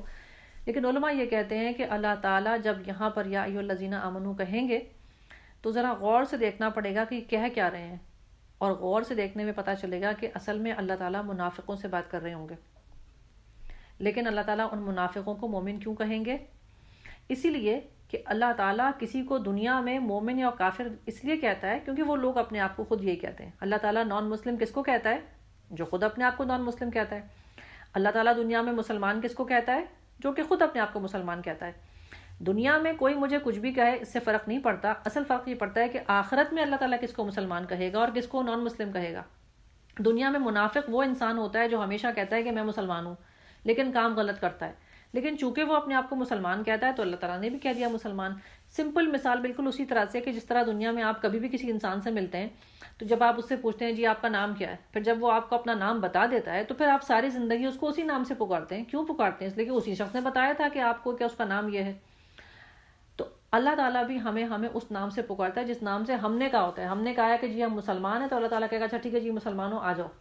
لیکن سورہ نساء میں مسلمانوں سے بات کرتے کرتے اللہ مسلسل منافقوں سے بات کر رہا ہوگا، تو اس لیے اپنے آپ کو وہاں پر بھی ہم ٹٹولیں گے کہ مسلمان ہی ہیں جو یہ سارے گڑبڑ کرتے ہیں۔ تو نفاق کا تذکرہ بہت زیادہ آئے گا۔ اس کے علاوہ خاندان کی بات آئے، میاں بیوی کی بات آئے، ایک بیڈ روم کے اندر کی بات ہو یا پوری دنیا کی انٹرنیشنل پولیٹکس ہو، سب کے لیے مسلمانوں کو احکامات دیے گئے اور اس کا تذکرہ سورہ نساء میں بہت آئے گا۔ نساء کے مطلب ہوتے ہیں عورت، اور عورت کون ہوتی ہے، کیا ہوتی ہے، اس کی تفصیل میں ابھی نہیں کر رہی ہوں، لیکن ایک مجھے کہانی یاد آتی تھی۔ ایک ایسی عورت تھی جو نان مسلم تھی اور اس نے یہ سنا تھا کہ اسلام عورتوں پہ بڑا ظلم کرتا ہے، تو اس کو بڑا غصہ آتا تھا کیونکہ وہ بہت زیادہ ویمن لبریشن کی اور وومن کے رائٹس کی بڑی حامی تھی۔ تو جب اس کو یہ پتا چلا کہ قرآن کے اندر ایک سورت ہے جس کا نام نساء ہے، یعنی کہ دا ویمن، انگریزی میں اس کو کہتے ہیں دا ویمن، تو اس نے کہا کہ اس کے اندر ضرور عورتوں کے خلاف باتیں لکھی ہوں گی کہ عورت کو یہ کرنا چاہیے، عورت کو وہ نہیں کرنا چاہیے، عورت کو گھر بیٹھا دو، عورت کو مارو، عورت کو یہ کرو وہ کرو۔ تو اس نے اس لیے اس کتاب کو اٹھایا، قرآن کو اٹھایا، اور اس نے چیپٹر نمبر 3 کھولا۔ اس کے بقول کے میں نے چیپٹر نمبر 4 کھولا سب سے پہلے سورہ نساء، اور میں نے کہا پینسل کاپی لے کے بیٹھی کہ اب میں ساری وہ اسلام کی خرابیاں جو ہیں وہ نکالوں گی کہ عورت پہ اسلام ایسے ظلم کرتا ہے، ایسے ظلم کرتا ہے۔ اس نے سورہ نساء پڑھنی شروع کی۔ سورہ نساء پڑھتے پڑھتے پڑھتے آخر میں وہ مسلمان ہو گئی، کہنے لگی کہ اس سے زیادہ عورتوں کو حقوق تو کوئی نہیں دیتا، اور میں نے جو کچھ بھی سنا تھا وہ غلط سنا تھا، اور ساری زندگی جو کچھ میں نے خود کیا وہ بھی غلط کیا۔ تو اس لیے وہ سورہ نساء پڑھ کے مسلمان ہو گئی۔ اور مسلمان قرآن پڑھ کے بھی مسلمان نہیں ہوتے، اس لیے کہ ہمیں پتہ ہی نہیں ہوتا کہ ہم کر کیا رہے ہیں۔ تو اس سورہ کے اندر خصوصی طور پر دیکھنا چاہیے کہ عورتوں کے بارے میں کیا کہا گیا ہے۔ اور ایک اور اہم چیز میں آپ کے سامنے رکھوں گی کہ صرف عورتوں کے بارے میں نہیں بلکہ معاشرے میں وہ تمام لوگ یا وہ تمام طبقات جنہیں دنیا کمزور کہتی ہے، ضروری نہیں ہے کہ وہ کمزور ہوں، لیکن دنیا انہیں کمزور کہتی ہے، اور جب ان کو کمزور کہتی ہے تو پھر ان پہ ظلم کرتی ہے، جس میں عورت بھی شامل ہے، جس میں غریب بھی شامل ہے، جس میں یتیم بھی شامل ہے۔ کہ دنیا ان پہ ظلم کیوں کرتی ہے؟ کیونکہ دنیا کا خیال یہ ہوتا ہے کہ یہ تو بدلہ نہیں لے سکتے، یہ تو جواب نہیں دے سکتے، یہ تو فائٹ بیک نہیں کر سکتے، تو دنیا پہ ظلم کرتی ہے۔ اور یہ حقیقت ہے کہ دنیا میں عورتوں پہ ظلم کیا جاتا ہے، اور یہ بھی حقیقت ہے کہ مسلمان بھی کرتے ہیں، لیکن کیا اسلام کہتا ہے اس لیے کرتے ہیں یا خود ہی کر رہے ہوتے ہیں؟ یہ دو علیحدہ باتیں۔ اس لیے کمزور طبقہ جو معاشرے کا ہے اس کے ساتھ اسلام کا معاملہ کیا ہے، یہ ہمیں اس سورہ سے نظر آئے گا۔ اور اس سورہ کی جو ابتدائی آیات ہیں ان آیات میں تقریباً آپ کو میں اندازاً بتاؤں کہ تقریباً جو پہلی 35 آیات ہیں اس سورہ نساء کی، اس میں 14 احکامات ہیں۔ 14 احکامات دیے گئے ہیں کہ کس طرح سے معاشرے کی کمزور طبقوں کو یا معاشرے کے اندر وہ تمام لوگ جن کو کمزور بنا کر ان پہ ظلم کیا جاتا ہے اس کے خلاف قرآن کیا کہتا ہے۔ 14 احکامات ہمیں نظر آ جائیں گے ان 35 آیات کے حوالے سے۔ تو چلیں شروع کر لیتے ہیں۔ بسم اللہ الرحمن الرحیم۔ لوگو اپنے رب سے ڈرو جس نے تم کو ایک جان سے پیدا کیا اور اسی جان سے اس کا جوڑا بنایا، اور ان دونوں میں سے بہت سے مرد اور عورت دنیا میں پھیلا دیے۔ اس خدا سے ڈرو جس کا واسطہ دے کر تم ایک دوسرے سے اپنے حق مانگتے ہو، اور رشتہ دار اور قرابت کے تعلقات کو بگاڑنے سے پرہیز کرو۔ یقین جانو اللہ تم پر نگرانی کر رہا ہے۔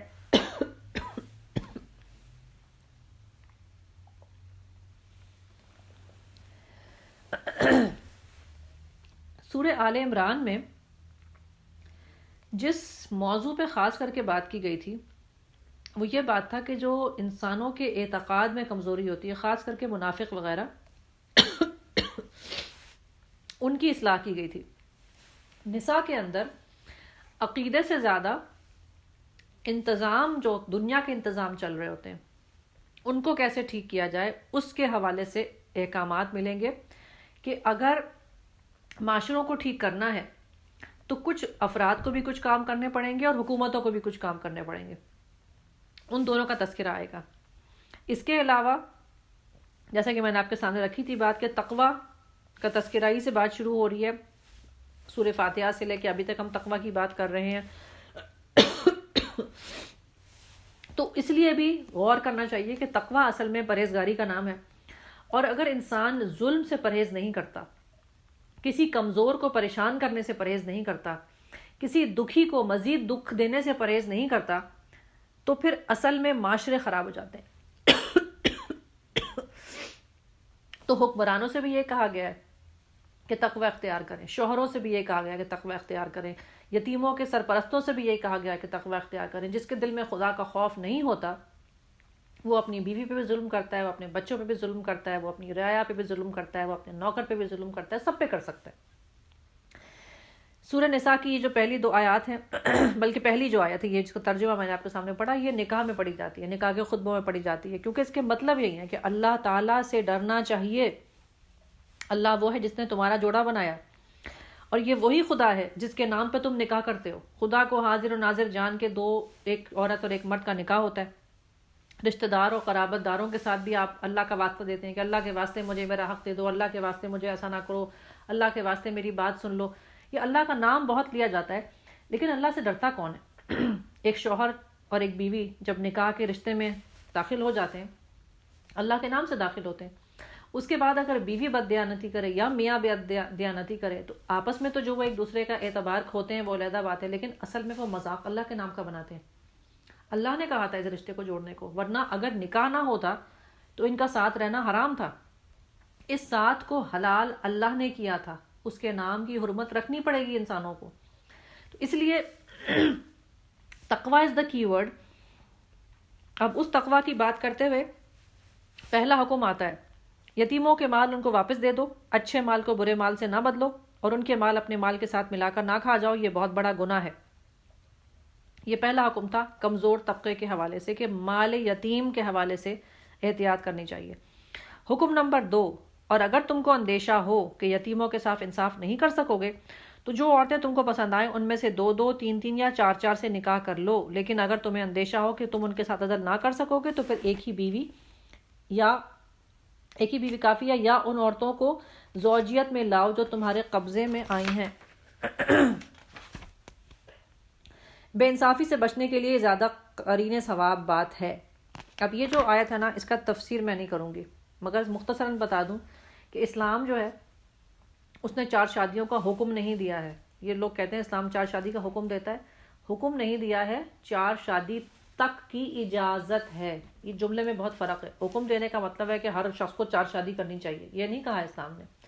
اسلام نے حد لگا دی ہے، کیونکہ اسلام سے پہلے چاہے آپ کرسچینٹی کی بات کیجئے، چاہے آپ جوڈائزم کی بات کیجئے، چاہے آپ ہندوؤں میں بات کیجئے، چاہے آپ قریش میں بات کیجئے، کوئی پابندی نہیں تھی۔ جس مرد کا دل چاہے جتنی عورتوں سے شادی کر لے، جس عورت کا دل چاہے جتنی مردوں سے شادی کر لے، مختلف قسم کے قوانین ہر جگہ موجود تھے۔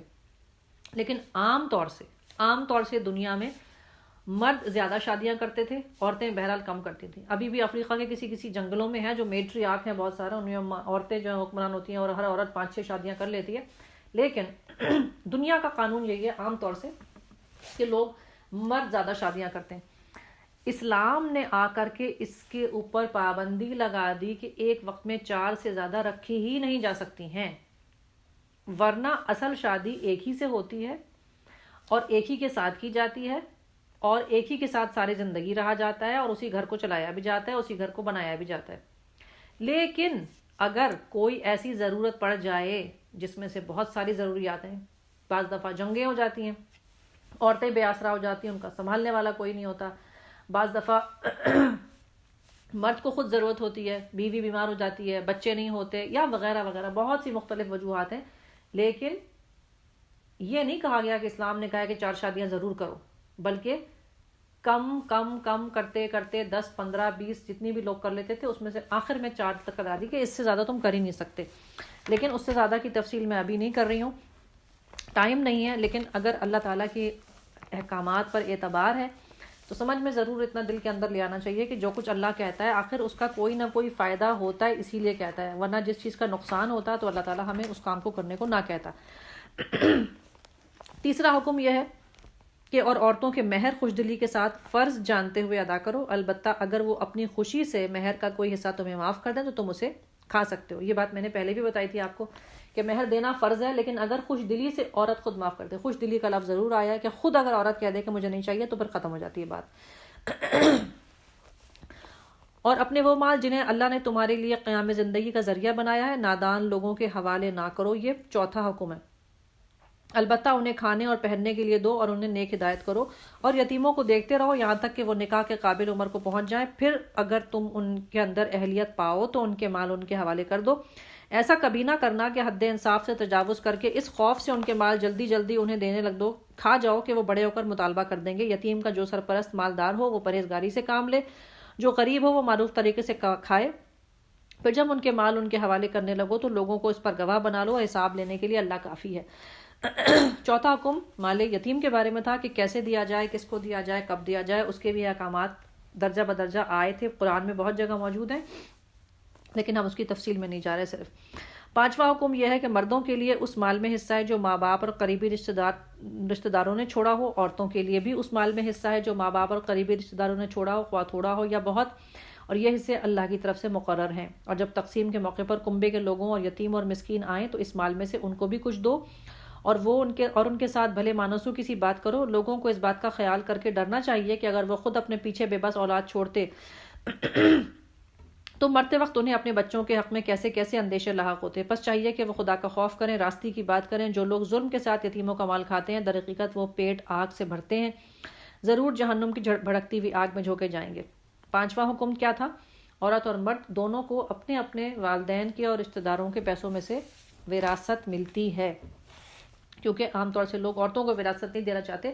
قرآن نے بالکل کلیئرلی بات کہہ دیا ہے کہ مردوں کو وراثت ملتی ہے، اور الگ الگ کر کے لکھ دیا، کہہ دیا کہ مردوں کے لیے حصہ ہے اور عورتوں کے لیے بھی حصہ ہے، تاکہ پتہ چل جائے کہ دونوں برابر ہیں۔ اب چھٹا حکم آتا ہے، اگر میت کی وارث تمہاری اولاد کے بارے میں اللہ تمہیں ہدایت کرتا ہے کہ مرد کا حصہ 2 عورتوں کے برابر ہے۔ مرد کا حصہ 2 عورتوں کے برابر ہے۔ کیوں برابر ہے؟ مردوں کا حصہ مردوں کا 2 کیوں ہے اور عورت کا 1 کیوں ہے؟ سیدھی بات یہ ہے کہ پیسے کے معاملے میں ہوتا یہ کہ پیسہ جو ہے وہ عیاشی کی چیز نہیں ہوتی ہے، پیسہ ذمہ داری کے لیے ملتا ہے۔ جس شخص کی ذمہ داری زیادہ ہے اس کو پیسہ زیادہ ملے گا، جس کی ذمہ داری کم ہے اس کو پیسہ کم ملے گا۔ مرد کی ذمہ داری یہ ہے کہ وہ اپنے آپ کو بھی سنبھالے، اپنے ماں باپ کو سنبھالے، اپنے بیوی بچوں کو سنبھالے، اور معاشرے کے اندر بھی انویسٹ کرے، جہاں جہاں خیر کی بات۔ انویسٹمنٹ کا مطلب میں کوئی تجارت کی بات نہیں کر رہی ہوں، بلکہ بھلائی کے کاموں میں خرچ کرے، کہ معاشرے کے اندر خیر پھیلے۔ یہ مردوں کی ذمہ داریاں ہیں۔ تو جب مردوں کو اتنی ساری ذمہ داریاں دی گئی ہیں، اس لیے جب ان کے ہاتھ میں پیسہ ہوتا ہے تو ان کو ڈبل مل جاتا ہے۔ عورت کا پیسہ بس عورت اپنا کھائے پیے، اس کے اوپر ضروری نہیں ہے کہ وہ سب کو دے۔ اگر وہ سارا کھا جاتی ہے اس کی مرضی، سارا کسی کو دے دیتی ہے اس کی مرضی، اس کے اوپر پابندی نہیں ہے۔ مرد کے اوپر پابندی ہے کہ اپنا پیسہ اپنے آپ کے لیے، گھر کے لیے بھی رکھے گا، بیوی بچوں کے لیے بھی رکھے گا، ماں باپ کے لیے بھی رکھے گا۔ تو جب اس کی ذمہ داری زیادہ ہے تو پیسہ زیادہ ملے گا۔ اگر میت کی وارث 2 سے زائد لڑکیاں ہوں تو انہیں ترکے کا 2/3 دیا جائے، اور اگر ایک ہی لڑکی وارث ہو تو آدھا۔ اگر میت صاحب اولاد ہو تو اس کے والدین میں سے ہر ایک کو ترکے کا 6واں حصہ ملنا چاہیے، اور اگر وہ صاحب اولاد نہ ہوں اور والدین ہی اس کے وارث ہوں تو ماں کو 3واں حصہ۔ اگر میت کے بھائی بہن بھی ہوں تو ماں 6 حصے کی حقدار ہوگی، اور وہ سب حصے اس وقت نکالے جائیں گے جبکہ وصیت جو میت نے کی ہو پوری کر دی جائے اور قرض جو اس پر ہو اس کو ادا کر دیا جائے۔ تم نہیں جانتے کہ تمہارے ماں باپ اور تمہاری اولاد میں سے کون بلحاظ نفع تم سے قریب تر ہے، یہ حصے اللہ نے مقرر کیے، اور اللہ یقیناً سب حقیقتوں سے واقف ہے اور ساری مصلحتوں کا جاننے والا ہے۔ تمہاری بیویوں نے جو کچھ چھوڑا ہو اس کا آدھا حصہ تمہیں ملے گا اگر وہ بے اولاد ہو، ورنہ اولاد ہونے کی صورت میں ترکے کا 1/4 حصہ تمہارا ہے، جبکہ وصیت جو انہوں نے پوری کی ہو کر دی جائے، قرض جو انہیں چھوڑا ہو ادا کر دیا جائے، اور وہ تمہارے ترکے میں سے 1/4 کی اختیار ہوں گی اگر تم بے اولاد ہو، ورنہ صاحب اولاد ہونے کی صورت میں ان کا حصہ 8واں ہوگا۔ بس اس کے بعد جو وصیت تم نے کی وہ پوری کر دی جائے، جو قرض تم نے چھوڑا وہ ادا کر دیا جائے۔ اور اگر وہ مرد یا عورت جس کی میراث تقسیم کی جا رہی ہو بے اولاد بھی ہو اور اس کے ماں باپ بھی نہ زندہ ہوں، اور مگر اس کا ایک بھائی یا ایک بہن موجود ہو، تو بھائی اور بہن میں سے ہر ایک کو 6واں حصہ ملے گا۔ بھائی بہن سے ایک سے زیادہ ہوں تو کل ترکے کا 1/3 میں وہ سب شریک ہوں گے، جبکہ وصیت جو کی گئی پوری کی جائے، قرض جو چھوڑا گیا وہ ادا کیا جائے، بشرط یہ کہ وہ ضرر رساں نہ ہو۔ یہ حکم ہے اللہ کی طرف سے، اللہ دانا و بینا ہے اور نرم خو ہے۔ یہ اللہ کی مقرر کی ہوئی حدیں ہیں۔ جو اللہ اور اس کے رسول صلی اللہ علیہ وسلم کی اطاعت کرے گا، اللہ اسے ایسے باغوں میں داخل کرے گا جس کے نیچے نہریں بہتی ہوں گی، اور ان باغوں میں وہ ہمیشہ رہے گا، یہی بڑی کامیابی ہے۔ اور جو اللہ اور اس کے رسول صلی اللہ علیہ وسلم کی نافرمانی کرے گا اور اس کی مقرر کی ہوئی حدوں سے تجاوز کرے گا، اللہ اسے آگ میں ڈالے گا جس میں وہ ہمیشہ رہے گا۔ ان آیات میں آپ کو پتا ہوگا، جیسے سمجھ میں آ گیا کہ یہ سارا کچھ وصیت اور وراثت کے احکام ہے، لیکن جو پابندی کیا ہوتی ہے کہ مرنے کے بعد سب سے پہلے قرض ادا کیا جائے گا، وصیت پوری کی جائے گی، اس کے بعد جو بچتا ہے پھر وہ وراثت میں تقسیم ہوتا ہے۔ لیکن اگر وراثت قرض ادا ہونے میں یا وصیت پوری کرنے میں، اور خاص کر کے مہر کے بارے میں نے آپ کو بتایا تھا کہ مہر بھی قرضہ ہے، جس شخص نے عورت کا مہر ادا نہیں کیا اور مر گیا، اس کے قرضے پیسے میں سے پہلے مہر ادا ہوگا، اس کے بعد پھر وراثت تقسیم کی جاتی ہے۔ اب 7واں